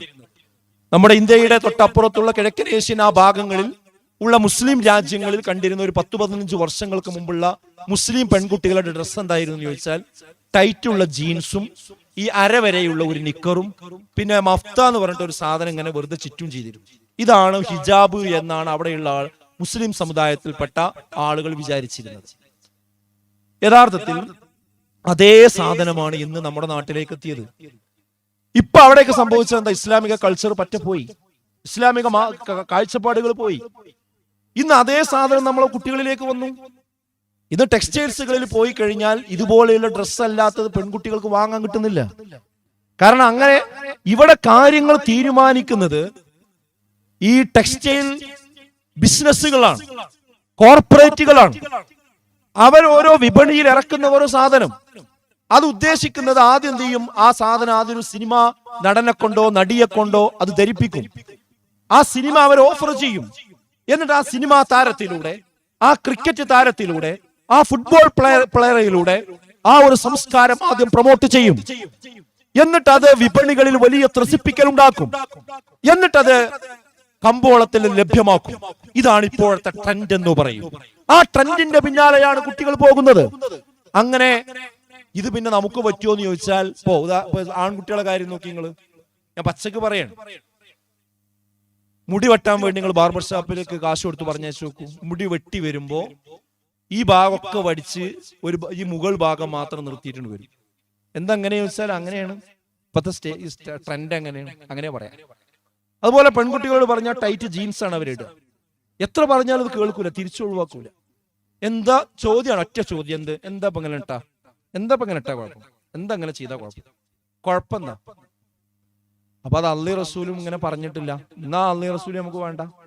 ഇതാണ് അവരുടെ ഇഷ്ടത്തിന് ആരൊക്കെ എതിര് നിൽക്കുന്നുവോ, അത് വാപ്പയാണ് എതിര് നിൽക്കുന്നതെങ്കിൽ ആ വാപ്പനനുസരിക്കണ്ട, ഉമ്മയാണ് എതിര് നിൽക്കണമെങ്കിൽ ഉമ്മാനനുസരിക്കണ്ട, മഹല്ലാണ് എതിര് നിൽക്കുന്നെങ്കിൽ മഹലിനനുസരിക്കണ്ട, ഇനി അത് ഖുർആനാണ് എതിര് നിൽക്കണമെങ്കിൽ ആ ഖുർആൻ എനിക്ക് വേണ്ട. എന്തിനധികം നിങ്ങൾ നോക്കൂ, ഇത്തരം പ്രഭാഷണങ്ങൾ നമ്മൾ നടത്തി ഇത് യൂട്യൂബിൽ പോസ്റ്റ് ചെയ്ത് കഴിഞ്ഞാൽ ആ പോസ്റ്റ് ചെയ്തതിന്റെ താഴെയുള്ള കമന്റുകൾ നിങ്ങളൊന്ന് വായിച്ചു നോക്കിയാൽ മതി. അതിൽ മുസ്ലിം പെൺകുട്ടികൾ വന്നുകൊണ്ട് പറയുന്ന കാര്യം എന്താ അറിയോ? മൗലവിദ ഞങ്ങളെ നരകത്തേക്ക് പറഞ്ഞേക്കൽ തുടങ്ങി. ഈ ഡ്രസ്സ് ഇട്ടാ നരകത്ത് പോകുന്ന പറയുന്നത്. അങ്ങനെയാണെങ്കിൽ ഞാൻ നരകത്തേക്ക് പോയിക്കോട്ടെ, നിങ്ങൾക്ക് എന്താ? ചോദിക്കുന്നത് വേറെ ആരുമല്ല, മുസ്ലിം പെൺകുട്ടികൾ അവരുടെ വാളുകളിൽ വന്നുകൊണ്ട് ചോദിക്കുകയാണ്. ഇതൊന്നും ഞാൻ ആ കുട്ടികളെ കുറ്റം പറയല്ല. അവരങ്ങനെ ഒരു അന്തരീക്ഷത്തിലേക്ക് പരിവർത്തിപ്പിക്കപ്പെടാൻ പാകത്തിലുള്ള ഒരു സാഹചര്യം ഇന്ന് നമ്മുടെ നാട്ടിൽ വന്നു ചേർന്നിട്ടുണ്ട്. എന്താ ഇതൊക്കെ? അപ്പോ നമ്മൾ രക്ഷിതാക്കളും പറയണത് അതൊക്കെ പുതിയ കാലല്ല, ഇനിയിപ്പോ എന്താ ചെയ്യാം, നമുക്കൊന്നും ചെയ്യാല്ല, കുട്ടികൾ പറയുന്നതിനനുസരിച്ച് നിന്ന് കൊടുക്കല്ല, അതെന്താ ഇപ്പൊ കാട്ടുക എന്നുള്ളത്. ഇവിടെയാണ് ഈ മഹല്ല് സമ്മേളനത്തിന്റെ പ്രസക്തി എന്ന് പറയുന്നത്. നമ്മൾ ആദ്യം മനസ്സിലാക്കുക ഇതിലേതാ ദീനല്ലാത്തത് ഏതാ, എന്നിട്ട് ആ കാര്യം നമ്മൾ മനസ്സിലാക്കിയിട്ട് അത് കുട്ടികൾക്ക് പറഞ്ഞു കൊടുക്കും. പെട്ടെന്ന് ഒരു സുപ്രഭാതത്തില് ഒരു ടെക്സ്റ്റൈൽസിൽ പോയിട്ട് അവിടുന്ന് പറഞ്ഞു കൊടുത്താൽ മനസ്സിലാവൂല. അതിന് വേണം ആ കുട്ടികൾ ഇത്തരം സംരംഭങ്ങളിലേക്ക് വരണം. നേരത്തെ ഇവിടെ റാഫി സംസാരിച്ചപ്പോൾ പറഞ്ഞു, നമ്മുടെ യുവാക്കളും യുവതികൾ എത്രത്തോളം ഇവിടേക്ക് ഇങ്ങനത്തെ പരിപാടികളിൽ വരുന്നുണ്ട് നിങ്ങൾ നോക്കണം എന്ന് പറഞ്ഞത്. നിങ്ങൾ തന്നെ ഒറ്റ ആലോചിച്ചാക്കി, ഇവിടെ ഇരിക്കുന്ന രക്ഷിതാക്കളും ഉമ്മമാരും നമ്മളെ വീട്ടിലിപ്പോൾ ഇരിക്കുന്നുണ്ടാവും ഡിഗ്രിക്ക് പഠിക്കുന്ന കുട്ടി, അതുപോലെ തന്നെ അതിന് മുകളിൽ പ്രായമുള്ള കുട്ടികൾ. അവർ നമ്മൾ വയലിന് പോരുകയാണ്, പിന്നെ അണയങ്കോട് മഹല്ല് സമ്മേളനത്തിന് പോവുകയാണെന്ന് നമ്മൾ അറിയാം. ഒരു പക്ഷേ അവർ നമ്മളവിടെ കൊണ്ടുവന്നാക്കി, വണ്ടിയിൽ കൊണ്ടുവന്നാക്കിയിട്ട് ഞാൻ ഇപ്പൊ വരാറിങ്ങൾ പോയിട്ടുണ്ടാവും. ഇവിടെയാണ് വിഷയം. ഇവരിതൊന്നും കേൾക്കണില്ല എന്ന് മാത്രമല്ല, കേൾക്കേണ്ടതില്ല എന്ന് നമ്മളും അംഗീകരിച്ചു കൊടുക്കണം. ഇവിടെ നിന്ന് തുടങ്ങണം ഇത് തിരിച്ചറിയണം നമ്മൾ ആദ്യം. അതുപോലെയുള്ള ക്ലാസ്സുകൾ കാര്യങ്ങളിൽ അവർ പങ്കെടുക്കണം. അപ്പൊ അവർക്കും മനസ്സിലാവും എന്താണ് ദീന്, ഞാൻ ഈ ചെയ്യുന്നത് ശരിയല്ല എന്ന് അവർക്കും തിരിച്ചറിവുണ്ടാവും. അങ്ങനെ തിരിച്ചറിവുള്ള എത്ര കുട്ടികളുണ്ട് എനിക്കറിയാം. ആധുനികതയുടെ സർവ ആഭാസങ്ങളും നൃത്തമാടുന്ന ക്യാമ്പസുകൾക്ക് നടുവിൽ 100-200 കുട്ടികൾ DJ പാർട്ടികളിൽ കിടന്നു തുള്ളുമ്പോഴും അതെല്ലാം നടക്കുമ്പോഴും അതിൽ നിന്ന് ഞാൻ ഒറ്റക്കാണെങ്കിലും ഞാൻ ഇതാ മാറി നിൽക്കുന്നു എന്ന് പറഞ്ഞ് മാറി നിൽക്കുന്ന പെൺകുട്ടികളെ നമുക്കറിയാം. എന്തേ അവരതിനോടൊപ്പം ചേരാത്തത്? അവർ ആർട്സ് കോളേജിൽ പഠിക്കുമ്പോൾ തന്നെ ഞാൻ എന്റെ മേനി ഇവിടെയുള്ള മറ്റു ആൺകുട്ടികൾക്ക് മുമ്പിൽ തുള്ളി കാണിച്ചു കൊടുക്കാനുള്ളതല്ല, അത് ജാഹിലിയ്യത്തിന്റെ രൂപമാണ് എന്നറിയാൻ, എന്ന് മനസ്സിലാക്കാൻ കെൽപ്പുള്ളവരാണ് ആ കുട്ടികൾ. അവർ ഖുർആനിൽ നിന്ന് പഠിച്ചിട്ടുണ്ട്, ഹദീസിൽ നിന്ന് അവർ മനസ്സിലാക്കിയിട്ടുണ്ട്, അള്ളാഹുവിനെ അവർ പേടിക്കുന്നുണ്ട്. അതൊരു ദിവസം കൊണ്ട് കിട്ടിയതല്ല, അത് അവരുടെ കുടുംബത്തിൽ നിന്ന് കിട്ടിയതാണ്, അവരുടെ മഹല്ലിൽ നിന്ന് കിട്ടിയതാണ്, അവരുടെ പള്ളിയുടെ മിമ്പറുകളിൽ നിന്ന് കിട്ടിയതാണ്, അങ്ങനെയുള്ള വേദികളിൽ നിന്ന് മനസ്സിലാക്കിയതാണ്. അവിടെയാണ് ആ കുട്ടികൾക്ക് ഇതാ മുഴുവൻ ആളുകളും അധർമ്മത്തിന്റെ ആഭാസത്തിന്റെ പിന്നാലെ പോകുമ്പോഴും എല്ലാവരും ടൈറ്റ് ഫിറ്റ് ജീൻസ് ഇട്ട് ലെഗിൻസ് ഇട്ട് തന്റെ മേനിയുടെ അഴക് എല്ലാവർക്കും മുമ്പിലും പ്രദർശിപ്പിക്കുമ്പോഴും ഇല്ല ഞാനത് ചെയ്യില്ല എന്ന് പറഞ്ഞ് ഒഴിഞ്ഞു നിൽക്കുവാൻ, മാറി നിൽക്കുവാൻ നമ്മുടെ മക്കൾക്ക് കരുത്തു കൊടുക്കുന്നത് ഇതുപോലെയുള്ള ഉത്ബോധനങ്ങൾ അവർക്ക് ശ്രവിക്കാൻ കഴിഞ്ഞു എന്നതാണ്. അവർക്ക് കഴിയുമത്. നമ്മളാരും ഇനി നമ്മൾക്കൊന്നും ചെയ്യാനൊന്നും പറയണ്ട, ചെയ്യാനുണ്ട്. പക്ഷെ ഇത് ഒറ്റ ദിവസം കൊണ്ട് നടക്കൂല. ഈ ശ്രമത്തിലേക്ക് നമ്മളെല്ലാവരും മാനസികമായിട്ട് വരണം. സ്ഥിരമായ ക്ലാസ്സുകളിൽ പങ്കെടുക്കണം. മതത്തിലേക്ക് വരില്ലാതെ വേറൊരു പരിഹാരം ഇതിനൊന്നുമില്ല. അപ്പൊ ഞാൻ പറഞ്ഞത്, നമ്മുടെ വീട്ടിലൊരിക്കലും ഇതുപോലെയുള്ള മതനിഷേധികൾ ഉണ്ടാകാൻ പാടില്ല. മതനിരാസത്തിലേക്ക് പോകുന്ന ആളുകൾ ഉണ്ടാകാൻ പാടില്ല. അവര് നിരീശ്വരവാദി അതൊന്നും അംഗീകരിക്കൂല. പക്ഷെ പിന്നെ അതിന്റെ എല്ലാ ലക്ഷണം അവരുടെ ജീവിതത്തിലുണ്ടാവും. ഇതാണ് പുതിയ തലമുറയിൽ സംഭവിക്കുന്ന ഒരു പ്രശ്നം. ഇതിനെ നമ്മൾ എന്ത് ചെയ്യേണ്ടതുണ്ട്? തിരിച്ചറിയേണ്ടതുണ്ട്. അതുപോലെ തന്നെ നമ്മുടെ മഹല്ലിൽ ഉണ്ടാകാൻ പാടില്ലാത്ത മറ്റൊരു കാര്യമാണ് ലഹരി റാക്കറ്റുകൾ. ഇന്ന് വർദ്ധിച്ചുകൊണ്ടിരിക്കുകയാണ്. നമ്മുടെ ഓറിയന്റൽ ഹൈസ്കൂൾ, ആ ഹൈസ്കൂൾ ഇപ്പോൾ +2 വന്നു. നല്ല വിദ്യാഭ്യാസ നിലവാരമുള്ള ഒരു സ്കൂളാണ്. നമ്മളൊക്കെ അവിടെയാണ് പഠിച്ചത്. പക്ഷെ ആ സ്കൂളിന്റെ പരിസരങ്ങളിൽ ഇന്ന് ആ സ്കൂൾ എന്നല്ല, പൊതുവെ ഹൈസ്കൂളുകളുടെയും കോളേജുകളുടെയും പരിസരങ്ങളിൽ നിന്ന് കാണുന്ന 2 സംഗതികളാണ്. ഒന്ന്, ഈ സിന്തറ്റിക് ലഹരി, അതിന്റെ വിപണനങ്ങൾ, വിൽപ്പനക്കാർ, അതിന്റെ ഏജന്റുമാർ, അതിന്റെ ആളുകൾ ഈ കുട്ടികളെ വല വീശാൻ വേണ്ടി കാത്തിരിക്കുന്നുണ്ട്. മറ്റൊന്ന്, പെൺകുട്ടികളെ വല വീശാൻ കാത്തിരിക്കുന്ന കഴുകക്കണ്ണുള്ള കാമവെറിയന്മാർ. തൊട്ടടുത്ത് മുമ്പുള്ള ഒരു കോളേജാണ്. ഇപ്പൊ കോളേജിന്റെ മുമ്പിൽ നിന്നിട്ടാണ് നമ്മൾ സംസാരിക്കുന്നത്. നമ്മളിതിൽ പലപ്പോഴും അങ്ങോട്ടും ഇങ്ങോട്ടും ഒക്കെ യാത്ര ചെയ്യുമ്പോൾ കണ്ണ് താഴ്ത്തി പോകേണ്ടുന്നൊരവസ്ഥയാണ്. അതായത് നമ്മുടെ നാട്ടിൽ ഈ കോളേജ് പഠിക്കുന്ന കുട്ടികള് കോയമ്പത്തൂരുള്ളവരും ബാംഗ്ലൂരുള്ളവരും അല്ലല്ലോ. ഇവിടെ നമ്മുടെ നാട്, നമ്മുടെ പരിസരത്ത് ഒരു 10, 20, 30 കിലോമീറ്ററിന് ഉള്ളിലുള്ള കുട്ടികളുള്ളതൊക്കെ. അതായത് ആ ബസ് സ്റ്റോപ്പുകളിൽ ഒരു ഉളുപ്പുമില്ലാതെ അവനവന്റെ മൂത്താപ്പി, എളാപ്പിയും അതുപോലെ തന്നെ ആങ്ങളമാരും ഒക്കെ യാത്ര ചെയ്യുന്ന സ്ഥലമാണ് എന്ന് അറിഞ്ഞിട്ട് പോലും അവിടെ ഒരു ഇരുന്നു കൊണ്ട് വളരെ അടുത്തിരുന്ന ആൺകുട്ടികളും പെൺകുട്ടികളും കെട്ടിപ്പിടിക്കുകയും സംസാരിക്കുകയും യാതൊരു പ്രയാസവുമില്ലാത്ത അവസ്ഥ ഇവിടെ കണ്ടുകൊണ്ടിരിക്കുന്നില്ല. നമ്മൾ തലതാഴ്ത്തി നടക്കേണ്ടുന്ന ഒരു ഗതികേടാണ് വരുന്നത്. ഈ കുട്ടികളൊന്നും എവിടെ ഉള്ളവരല്ല, നമ്മളെ നാട്ടിലുള്ളവർ തന്നെയാണ്. എങ്ങനെ ആ കുട്ടികൾക്ക് അങ്ങനത്തെ അന്തരീക്ഷം ഉണ്ടായി വരുന്നത്? അപ്പൊ ഞാൻ പറയുന്നത്, എടത്തനാട്ടുകരയില് ഭൂരിപക്ഷം ആളുകൾ ഇവിടെയുള്ളത് മുജാഹിദുകളാണ്. അപ്പൊ ഇവിടെയുള്ള അപച്യുതികൾ ഉണ്ടാകുന്നുണ്ടെങ്കിൽ അതിന്റെ ഉത്തരവാദിത്വം നമുക്ക് എല്ലാവർക്കും ഉണ്ടെന്ന് ഞാൻ പറയുന്നത്. ഇവിടുത്തെ ഓരോ മഹല്ലിനും ഉണ്ട്, ഓരോ ഖത്തീബിനും ഉണ്ട്, ഓരോ പള്ളി സെക്രട്ടറിക്കും ഉണ്ട്, ഓരോ പള്ളിന്റെ പ്രസിഡന്റിനും ഉണ്ട്, ഓരോ സംഘടനക്കുണ്ട്. നമ്മൾ ഒഴിവാക്കിയിട്ടല്ല ഞാൻ പറയുന്നത്, നമുക്ക് എല്ലാവർക്കും ഉണ്ട്. ആ ഉത്തരവാദിത്തമാണ് നമ്മൾ ഇവിടെ നിർവഹിക്കുന്നത്. ഇതൊരു സുപ്രഭാതത്തിൽ ഇല്ലാതെയാക്കാൻ കഴിയില്ല. ആളുകളെ ബോധവൽക്കരിച്ചേ പറ്റൂ. ഈ വട്ടമണ്ണപ്പുറവും പരിസര പ്രദേശങ്ങളിലും ഈ കള്ളും കഞ്ചാവും അതുപോലെ തന്നെ സിന്തറ്റിക് ലഹരികളും വിൽക്കുന്ന താവളങ്ങളായി മാറിക്കൂടാ എന്ന് പറയുകയല്ല, അത് നടപ്പായി കാണിച്ചു കൊടുക്കാൻ ഓരോ കുടുംബങ്ങളും ശ്രദ്ധിക്കണം. ഓരോ കുടുംബത്തിൽ നിന്നും അതിന് ആലോചനകൾ വരണം. അതല്ലാതെ എല്ലാവരും അങ്ങോട്ടും കൊണ്ട് പരസ്പരം പറഞ്ഞത് കൊണ്ടൊന്നും കാര്യമില്ല. അത് അവന്റെ കുട്ടിയാണ്, ഇത് എന്റെ കുട്ടിയാണ്, അത് അങ്ങനെ തന്നെയാണെന്നൊന്നും പറഞ്ഞിട്ട് കാര്യമില്ല. അങ്ങനെയുള്ള ആളുകൾക്ക് വിസിബിലിറ്റി ഉണ്ടാവാൻ പാടില്ല, അവർക്ക് അംഗീകാരം ഉണ്ടാകാൻ പാടില്ല. അവർ എന്തെങ്കിലും കേസിൽ പെട്ടുകഴിഞ്ഞാൽ അവർക്ക് ഒത്താശകൾ ചെയ്തു കൊടുക്കുന്ന രാഷ്ട്രീയക്കാരുണ്ടാകാൻ പാടില്ല. അത്രയും രാഷ്ട്രീയക്കാരെ തിരിച്ചറിയുവാനുള്ള വിവേകം സാധാരണക്കാർക്കുണ്ടാകണം. ഇതൊരു മാഫിയയാണ്, ഇതിൽ രാഷ്ട്രീയക്കാർ പങ്കാളികളാണ്, അതുപോലെ തന്നെ ഇതിന്റെ വിൽപ്പനക്കാർ പങ്കാളികളാണ്, പല രീതിയിലുള്ള ആളുകൾ പങ്കാളികളാണ്. എല്ലാവരും കൂടിയുള്ള ഒരു കൂട്ടുകച്ചവടമാണത്. ആ കൂട്ടുകച്ചവടത്തിന്റെ കണ്ണികൾ കൊത്തി മുറിക്കുവാൻ നമുക്ക് കഴിയണമെങ്കിൽ ഓരോ വീട്ടിലുള്ളവരും ഇതിന്റെ ഗൗരവത്തെ കുറിച്ച് അറിയുക എന്നത് വളരെ പ്രധാനമാണ്. എന്താ റസൂലുള്ളാഹി പറഞ്ഞത്? ലഹരി എന്ന് പറയുന്നത് അല്പമാണെങ്കിലും അത് കുറച്ചാണെങ്കിൽ പോലും അത് ഹറാമാണ് എന്നാണ്. അതുകൊണ്ട് അതിലേക്ക് ഒരു മുഅ്മിൻ പോകാൻ പാടില്ല എന്നാണ്. അത് കുറച്ചല്ലേ, കുഴപ്പമില്ല എന്ന് പറഞ്ഞ് പോകാൻ പാടില്ല.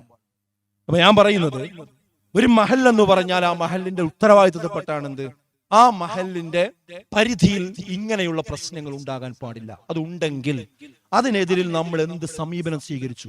നമ്മളിങ്ങനെ ഖേദം പറഞ്ഞ് സങ്കടം പറഞ്ഞു പോയി നമ്മൾ വിചാരിക്കും എന്ത് അറിയാം, അല്ല അവന്റെ കുട്ടിയല്ലേ, എന്റെ കുട്ടി, അവന്റെ കുട്ടിയും എന്റെ കുട്ടി എന്നല്ല, നമ്മളെ കുട്ടി അവസാനം അതിൽ തന്നെ പോയി പോടുക. കാരണം ഈ അങ്ങാടിക്ക് ഈ കുട്ടികൾ ഇറങ്ങാതെ എങ്ങനെ നമ്മളെ കുട്ടികളെ നമ്മൾ കൂട്ടിട്ട് വളർത്താൻ കഴിയും? ചില ആളുകൾക്ക് ഒരു ധാരണ ഉണ്ട്, ഈ പ്രസംഗവും പരിപാടിയൊക്കെ നടക്കുമ്പോൾ അത് ഈ മൂല്യന്മാർക്ക് എന്തോ ഒരു പ്രസംഗത്തിന് എന്തോ ആഗ്രഹം കൊണ്ട് ഇങ്ങനെ പ്രസംഗിച്ചെടുക്കുകയാണ്. പിന്നെ സംഘടന വളർത്താനുള്ള പരിപാടിയാണ് ഇതൊക്കെ വളർത്തിയിട്ട് എന്താ നമുക്കുള്ളത്? എന്താ ഉള്ളത്? ഇത് ഈ നാട് രക്ഷപ്പെടാനുള്ള പണിയാണിത്. അല്ലാഹുവിന്റെ റസൂൽ പറഞ്ഞിട്ട് ഒരു കപ്പലിൽ പോകുന്ന ആൾക്കാരെ ഉപമയാണ് ഉപമിച്ചത്. കപ്പലിന് 2 തട്ടുണ്ട്. ആ 2 തട്ടുള്ള കപ്പലിന്റെ മുകളിലിരിക്കുന്ന ആളുകൾക്കുള്ള വെള്ളം, താഴെയുള്ള ആളുകൾക്കുള്ള വെള്ളം മുകളിലാണ്. അപ്പൊ മുകളിൽ പോയിട്ട് വെള്ളം എടുത്തുകൊണ്ടിരണം. അപ്പൊ താഴെ ഇരിക്കുന്ന ഏതാനും കുസൃതി ആളുകൾ പറഞ്ഞു, എന്ത് നമ്മളെല്ലാ പ്രാവശ്യം ഇങ്ങനെ മുകളിലേക്ക് കയറി പോകണം എന്തിനാ? ഇവിടെ ചെറിയൊരു ഓട്ടം ഉണ്ടാക്കിയാൽ ഇഷ്ടം പോലെ വെള്ളം വിടുന്നതന്നെ വിട്ടു എന്ന് പറഞ്ഞിട്ട് അയാൾ ഇരിക്കുന്ന ഭാഗത്ത് ഒരു ഓട്ടം ഇങ്ങനെ ഉണ്ടാക്കാൻ തുടങ്ങി. അപ്പൊ അത് കണ്ടിങ്ങനെ ഇരിക്കുകയാണ് വേറെയുള്ള യാത്രക്കാരൊക്കെ. അവർ പറയുന്ന ന്യായം എന്താ അറിയോ? അയാൾ ഓട്ടം ഉണ്ടാക്കണത് അയാളെ സീറ്റിന്റെ ചവിട്ടിലല്ലേ, നമ്മളൊന്നും ബാധിക്കൂലല്ലോ. ശരിയാണോ പറഞ്ഞത്? ഒരിക്കലും ശരിയല്ലല്ലോ. അവിടെ എങ്ങാനും ഒരു ദ്വാരം ഉണ്ടായി വെള്ളം വന്നാൽ അയാൾ ആദ്യം മുങ്ങും, ഉടനെ ബാക്കിയുള്ളവരും മുങ്ങും. ഇതേപോലെയാണ് നമ്മുടെ നാട്. ഒരു കപ്പലാണത്. ഇതിന് വിവിധ ദ്വാരങ്ങൾ ഓരോരുത്തരും ഉണ്ടാക്കുകയാണ്. ചില ആളുകൾ ലഹരിയുടെ ദ്വാരമാണ് ഉണ്ടാക്കുന്നത്, ചില ആളുകൾ ലൈംഗിക വൈകൃതങ്ങളുടെ ദ്വാരങ്ങളാണ് ഉണ്ടാക്കുന്നത്, ചിലർ ശിർക്കിന്റെ ദ്വാരങ്ങളാണ് ഉണ്ടാക്കുന്നത്, ചിലർ ബിദഅത്തിന്റെ ദ്വാരങ്ങളാണ് ഉണ്ടാക്കുന്നത്, ചിലർ സാമ്പത്തിക തട്ടിപ്പിന്റെ ദ്വാരങ്ങളാണ് ഉണ്ടാക്കുന്നത്. അങ്ങനെ ഓരോരുത്തരും ഓരോ അധർമ്മത്തിന്റെ ദ്വാരങ്ങൾ അവനവന്റെ അടുക്കൽ ഉണ്ടാക്കിക്കൊണ്ടിരിക്കുമ്പോൾ അത് അവന്റെ വീട്ടിലാണ്, അത് മറ്റവന്റെ വീട്ടിലാണ്, അത് എന്റെ കുട്ടിയല്ല എന്ന് പറഞ്ഞ് നമ്മൾ എത്ര മാറി നിന്നാലും ഈ കപ്പൽ അവസാനം മുങ്ങുമ്പോ നമ്മൾ മുങ്ങും, നമ്മുടെ മക്കൾ മുങ്ങും, നമ്മുടെ മഹല്ല മുങ്ങും, നമ്മൾ ഒന്നിച്ചു മുങ്ങും എന്ന് തിരിച്ചറിയാൻ എത്ര നേരത്തെ നമുക്ക് കഴിയുന്നുവോ അത്രയും നേരത്തെ നമുക്ക് രക്ഷപ്പെടാൻ കഴിയും. അവിടെയാണ് ഈ മഹല്ല് സമ്മേളനത്തിന്റെ പ്രസക്തി എന്ന് പറയുന്നത്.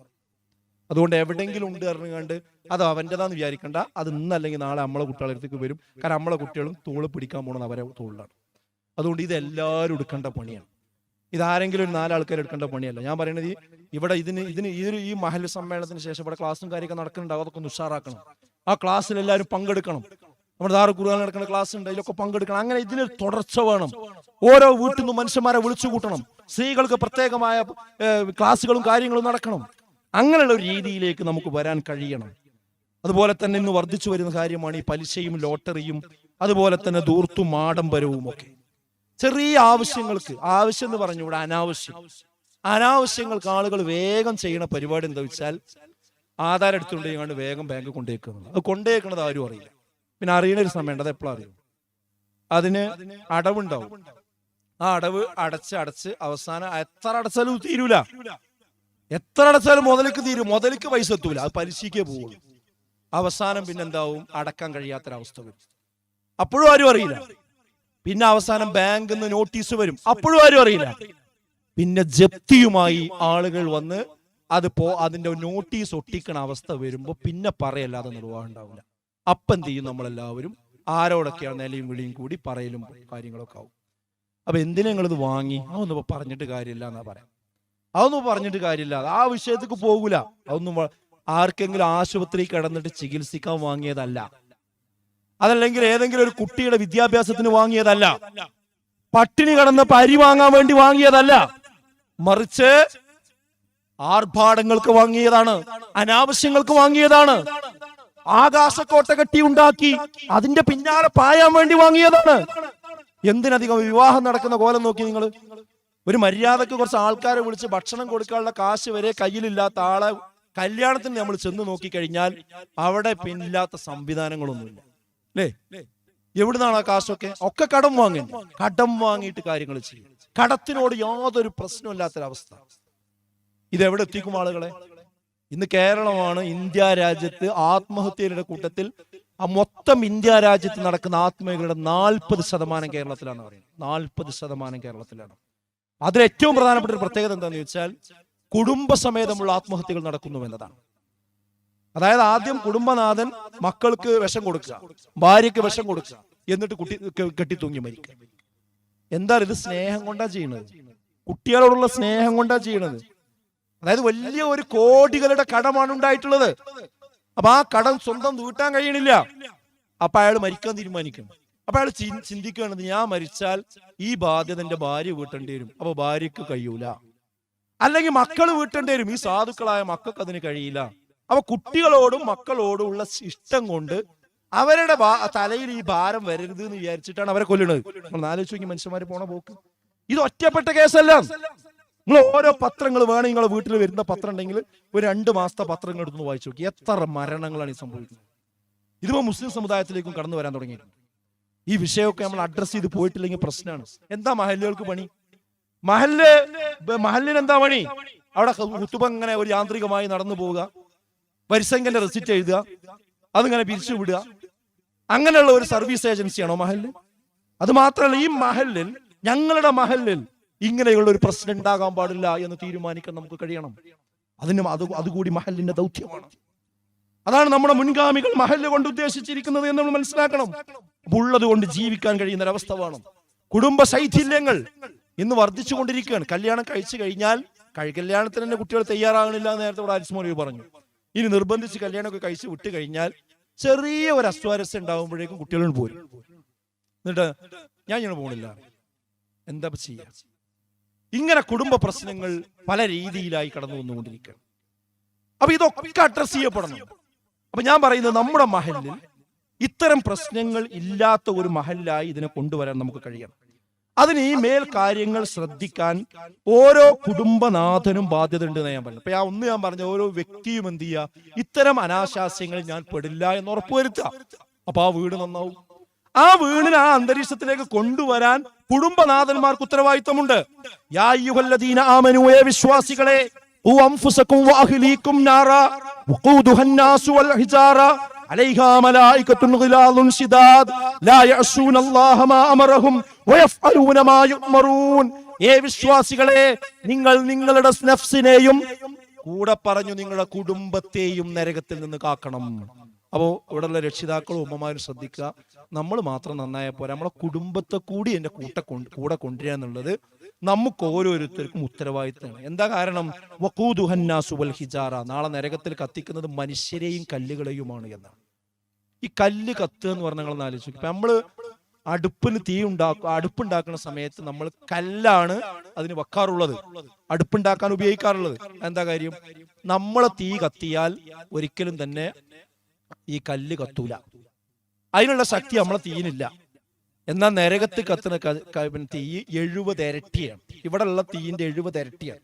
അതിൽ പാറ കത്തും, അതിൽ ഇഷ്ടിക കത്തും. അപ്പൊ അതിന്റെ ഗൗരവങ്ങൾ എന്നാലോചിച്ചു. പിന്നെ മനുഷ്യന്മാരാണ് അതിൽ കത്തുക. ആ മനുഷ്യൻ കത്തി അമർന്നു പോകോ? ഇല്ല, തൊലി രണ്ടാമത് തരും.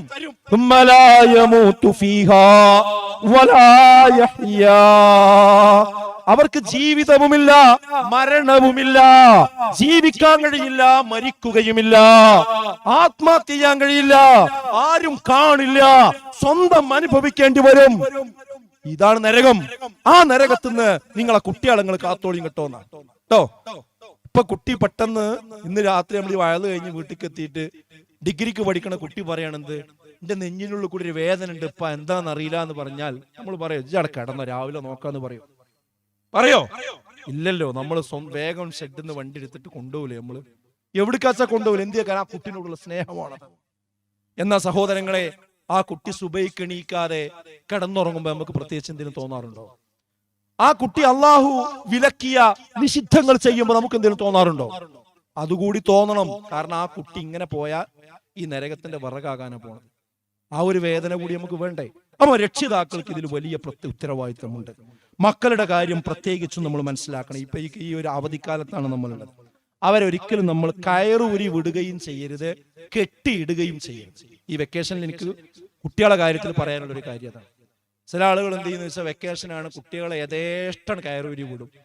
ഈ 10ാം ക്ലാസ്സിലും +1-നും +2-നും ഡിഗ്രിക്കൊക്കെ പഠിക്കണം മുതിർന്ന കുട്ടികളെ വരെ, ആൺകുട്ടികളും പെൺകുട്ടികളും. ഇവിടെ എവിടെയാ അവനെന്ന് ചോദിച്ചാൽ അവൻ അളാപ്പാൻ്റെ കൂടെയാണ്, മൂത്താപ്പാൻ്റെ കൂടെയാണ്, അമ്മാവൻ്റെ കൂടെയാണ്, എൻ്റെ വലിയപ്പാൻ്റെ കൂടെയാണ്, അവിടെയാണ്. അവനെ വിരുന്ന് പോയിക്കാണ്. ഇനി അവന് കുറെ കാലം കഴിഞ്ഞിട്ട്, കുറെ ദിവസം കഴിഞ്ഞിട്ടൊക്കെ വിരുന്നൊക്കെ കഴിഞ്ഞിട്ട് വരും. എവിടെ പോണു, എന്താ എവിടെ രാത്രി കിടക്കുന്നത് ഒന്നും പരിശോധിക്കൂല. ഇങ്ങനെയാണ് കുട്ടികൾ പല അബദ്ധത്തിലും ചെന്നുപെടാറുള്ളത്. അങ്ങനെ കയറ് ഉരിവിടാൻ പറ്റില്ല. കുട്ടികൾ വിരുന്ന് പോകാം, ഒക്കെ ചെയ്യും. പക്ഷെ ഒരു കണ്ണ് നമുക്ക് വേണം. എവിടെ പോകുന്നു, കുട്ടികൾ എവിടെ കിടന്നുറങ്ങുന്നു, എന്തൊക്കെ ചെയ്യുന്നു എന്നതിനെ സംബന്ധിച്ച് കൃത്യമായ കാഴ്ചപ്പാട് വേണം. അതുപോലെ തന്നെ ചില കുട്ടികൾ, ചില രക്ഷിതാക്കള് പുറത്തേക്ക് പോയ കുട്ടി നാശാവും വിചാരിച്ചു കണ്ട് വിട്ടുക്കും വിടാതെ റൂമിനുള്ളിൽ അടച്ചിടുന്ന അവസ്ഥ. അതും പാടില്ല, അതും പ്രയാസമായി. കുട്ടികൾക്ക് നല്ലൊരു ഷെഡ്യൂൾ നമ്മൾ ഉണ്ടാക്കി കൊടുക്കണം. ഈ വേനൽക്കാലത്ത് അവർക്ക് നല്ലൊരു മാർഗരേഖ ഉണ്ടാക്കി കൊടുക്കണം. അവര് ഇബാദത്തുകൾ പരിശീലിക്കാൻ പറ്റുന്ന രീതിയിൽ, ജമാഅത്തിന് പള്ളിയിലെത്തുന്ന രീതിയിലുള്ള ഒരു ക്രമം, അതുപോലെ തന്നെ ദീന് പഠിക്കാനുള്ള കുറച്ച് ഭാഗങ്ങൾ, അതോടൊപ്പം തന്നെ അവരുടെ ഇനിയുള്ള തുടർ വിദ്യാഭ്യാസത്തിന് ആവശ്യമായ ചില അധിക വായനയ്ക്ക് പറ്റുന്ന പുസ്തകങ്ങൾ, അതൊക്കെ നിർദ്ദേശിച്ചു കൊടുക്കുക. എന്നുള്ള വർക്കുകൾ നിർദ്ദേശിച്ചു കൊടുക്കുക. അതുപോലെ വീട്ടിൽ ചെയ്യിപ്പിക്കാവുന്ന ജോലികൾ, ചില ഉത്തരവാദിത്തങ്ങൾ അവർക്ക് കൊടുക്കുക. ഈ 2 മാസം അവർ ചെയ്യേണ്ട ഡ്യൂട്ടി ഇന്നതാണ്. ഇപ്പോ ഒരു പശുവുള്ള വീടാണെങ്കിൽ ആ പശുവിനെ കൊണ്ടുപോയി അതിനെ പുല്ല് കൊടുക്കുക എന്നത് ആ കുട്ടിയുടെ ആ ഒരു ഉത്തരവാദിത്തമായി ഏൽപ്പിച്ചു കൊടുക്കുക. ഞാൻ ഒരു ഉദാഹരണം പറഞ്ഞതാണ്. അതല്ല റബ്ബർ ഷീറ്റ് അടിക്കുന്ന വീടാണ് എങ്കിൽ ഈ ഏതായാലും ഇവിടെ ഉണ്ടല്ലോ, ഈയാണ് ഷീറ്റ് അടിക്കേണ്ടത്, ഓനൊരു ഉത്തരവാദിത്തം കൊടുക്കുക, ഒരു പണി കൊടുക്കുക. അങ്ങനെ എന്താണോ നമ്മൾ വീട്ടിലൊരു ജോലി ഉള്ളത്, എന്തെങ്കിലും ഒരു ജോലി, ആ ജോലി കുട്ടികളെ കൊണ്ട് എടുപ്പിക്കണം. കുട്ടികൾ ജോലി എടുക്കാൻ തയ്യാറല്ല. ഇപ്പൊ തേങ്ങയുള്ള ആളുകളാണ് നമ്മൾ. ഇപ്പൊ തേങ്ങ തൊട്ട് മുമ്പിൽ കണ്ടാൽ ആ തേങ്ങ എടുത്ത് അത് ഒരു ഭാഗത്ത് കൊണ്ടുപോയി വെക്കണം എന്ന് തോന്നുന്ന കുട്ടികൾ എത്ര ഉണ്ട്? അതൊന്നും എന്റെ വിഷയത്തിൽപ്പെട്ടതല്ല എന്നുള്ളതാണ്. ഒരു പണിക്കും തോന്നാത്തൊരവസ്ഥ. ഇതൊക്കെ നമ്മൾ ശീലിപ്പിച്ചു കൊണ്ടുവരേ പറ്റുള്ളൂ. അങ്ങനെ വീട്ടിലുള്ള ഉത്തരവാദിത്തങ്ങൾ അവർക്ക് ഏൽപ്പിച്ചു കൊടുക്കണം. അങ്ങനെ ഒരു ഷെഡ്യൂൾ. അതിൻ്റെ ഇടയിൽ തന്നെ നമുക്ക് യാത്രകൾ, ഒന്നിച്ച് കുടുംബസമേതമുള്ള യാത്രകൾ പ്ലാൻ ചെയ്യാം. ഇതുവരെ നമ്മൾ പോകാത്ത വീടുകളിലൊക്കെ നമുക്ക് പോകാൻ കഴിയണം. അങ്ങനെ പരിചയപ്പെടുത്തണം. അതുപോലെ നമ്മളെ കുടുംബത്തിൽ പ്രായമുള്ള ആളുകളുണ്ടാവും, രോഗത്തിൽ കിടക്കുന്ന ആളുകളുണ്ടാവും. അവരെ കൊണ്ടുപോയി കാണിച്ചു കൊടുക്കണം. കാണിച്ചു കൊടുത്തിട്ടില്ലെങ്കിലുള്ള പ്രശ്നം എന്താ പറയുക, നമ്മൾ ഈ ഒരു വാർദ്ധക്യാവസ്ഥയിൽ കിടക്കുമ്പോൾ നമ്മളെ കുട്ടികൾ നമ്മളെ നോക്കിക്കൊള്ളുന്നില്ല. കാരണം പണ്ടൊക്കെ കൂട്ടുകുടുംബമാകുമ്പോൾ വല്യപ്പ ആരാണ്, വല്യമ്മ ആരാണ്, അവശരാരാണ്, അവർക്ക് എങ്ങനെയാണ് മരുന്ന് കൊടുക്കുക, അവര് കാല് പൊട്ടിയാൽ കൈ പൊട്ടിയാൽ അവരെങ്ങനെയാണ് പരിചരിക്കുക, അവർക്ക് എങ്ങനെയാണ് മൂത്രമൊഴിക്കാൻ പാത്രം വെച്ചു കൊടുക്കുക, അവരെങ്ങനെയാണ് ടോയ്ലറ്റിലേക്ക് കൊണ്ടുപോവുക, അതിന് കഴിയാതെ ഈ ബെഡിൽ തന്നെ മലമൂത്ര വിസർജനം നടത്തുന്ന ഒരു രോഗിയാണെങ്കിൽ അതെങ്ങനെയാണ് തുടച്ച് നന്നാക്കുക. ഇതൊന്നും നമ്മളെ കുട്ടികൾ ആരും ഇപ്പൊ കാണുന്നില്ല. പണ്ടൊക്കെ കൂട്ടുകുടുംബമായി ജീവിക്കുമ്പോൾ ഇതൊക്കെ കണ്ടിരുന്നു നമ്മൾ. ഇതൊന്നും നമ്മൾ കാണിക്കാൻ തയ്യാറാകണില്ല. അപ്പൊ നമ്മൾ നാളെ ഇങ്ങനെ കിടക്കുന്ന ഒരു അവസ്ഥ ഉണ്ടാവുമ്പോൾ ഈ കുട്ടികൾ അവിടെയാണ് വൃദ്ധസദനങ്ങൾ അന്വേഷിക്കുന്നത്. ഇപ്പൊ കേരളത്തിലൊക്കെ അങ്ങനെയാണ്. മുസ്ലിങ്ങൾക്കിടയിൽ വരെ ആലോചന അങ്ങനെ വരുന്നത്. അതൊക്കെ ആ സമയമായാൽ ഇതിനൊന്നിനും പറ്റാത്ത അവസ്ഥ എവിടെയെങ്കിലും കൊണ്ടുപോയാക്കുക എന്നുള്ളത്, അല്ലെങ്കിൽ ഏതെങ്കിലും നേഴ്സിനെ കൊണ്ടുവന്നാക്കുക എന്നുള്ള. ഞാൻ നേഴ്സ് എന്ന് പറയുന്നത് നമ്മളെ കൊണ്ട് കഴിയാത്തൊരു സംഗതി എടുക്കാൻ ഒരു നേഴ്സിന്റെ സഹായം നമ്മൾ തേടുന്നത് തെറ്റാണെന്നല്ല പറയുന്നത്. പക്ഷെ നമ്മൾ തീരാ ഭാഗത്തേക്ക് നോക്കാതെ വേറൊരാളെ ഏൽപ്പിച്ചു കൊടുക്കുക എന്നുള്ളതൊന്നും ശരിയല്ല. അതിനൊക്കെ എന്തു വേണം, കുട്ടികൾക്ക് ഇതൊക്കെ കണ്ടും കേട്ടും ശീലിക്കാനുള്ള ഒരവസ്ഥ ഉണ്ടാക്കി കൊടുക്കണം. ഇങ്ങനെ ഈ ഒരു വെക്കേഷൻ സമയത്തെ കൃത്യമായി പ്ലാൻ ചെയ്ത് മുന്നോട്ട് കൊണ്ടുപോകുവാൻ നമുക്ക് കഴിയണം.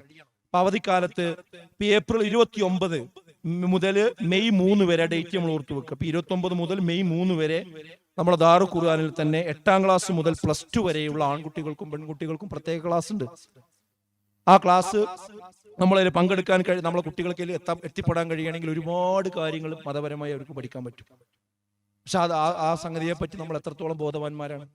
നമ്മളെ തൊട്ടടുത്തുള്ള സ്ഥലമാണ് ഇപ്പോൾ അണയങ്കോടിന്റെ തൊട്ടടുത്താണ് ഇപ്പോൾ നമ്മുടെ ദാറുൽ ഖുർആൻ. ആ ദാറുൽ ഖുർആനിൽ ഇപ്പോൾ ഈ 3 ദിവസം ഈ 29-ാം തീയതി മുതൽ മെയ് 3 വരെ നടക്കുന്ന മോറൽ ക്ലാസ്സുകൾ ഇതുപോലെ പല സ്ഥലങ്ങളിലും ഉണ്ടാവും. അപ്പൊ അങ്ങനത്തെ ക്ലാസ്സുകളിൽ കുട്ടികൾ എത്തിക്കാൻ ശ്രദ്ധിക്കുക. ആ നിലക്കൊരു ടൈം ടേബിൾ കുട്ടികൾക്ക് ഒരുക്കി കൊടുക്കുക.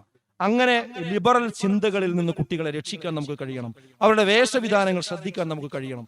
അങ്ങനെ ഈ വേനൽക്കാലത്തെയും പ്രത്യേകമായി കുട്ടികളുടെ കാര്യത്തിൽ പ്രത്യേക ശ്രദ്ധ വേണം. ഉമ്മമാർക്കൊണ്ട് ഉത്തരവാദിത്വം.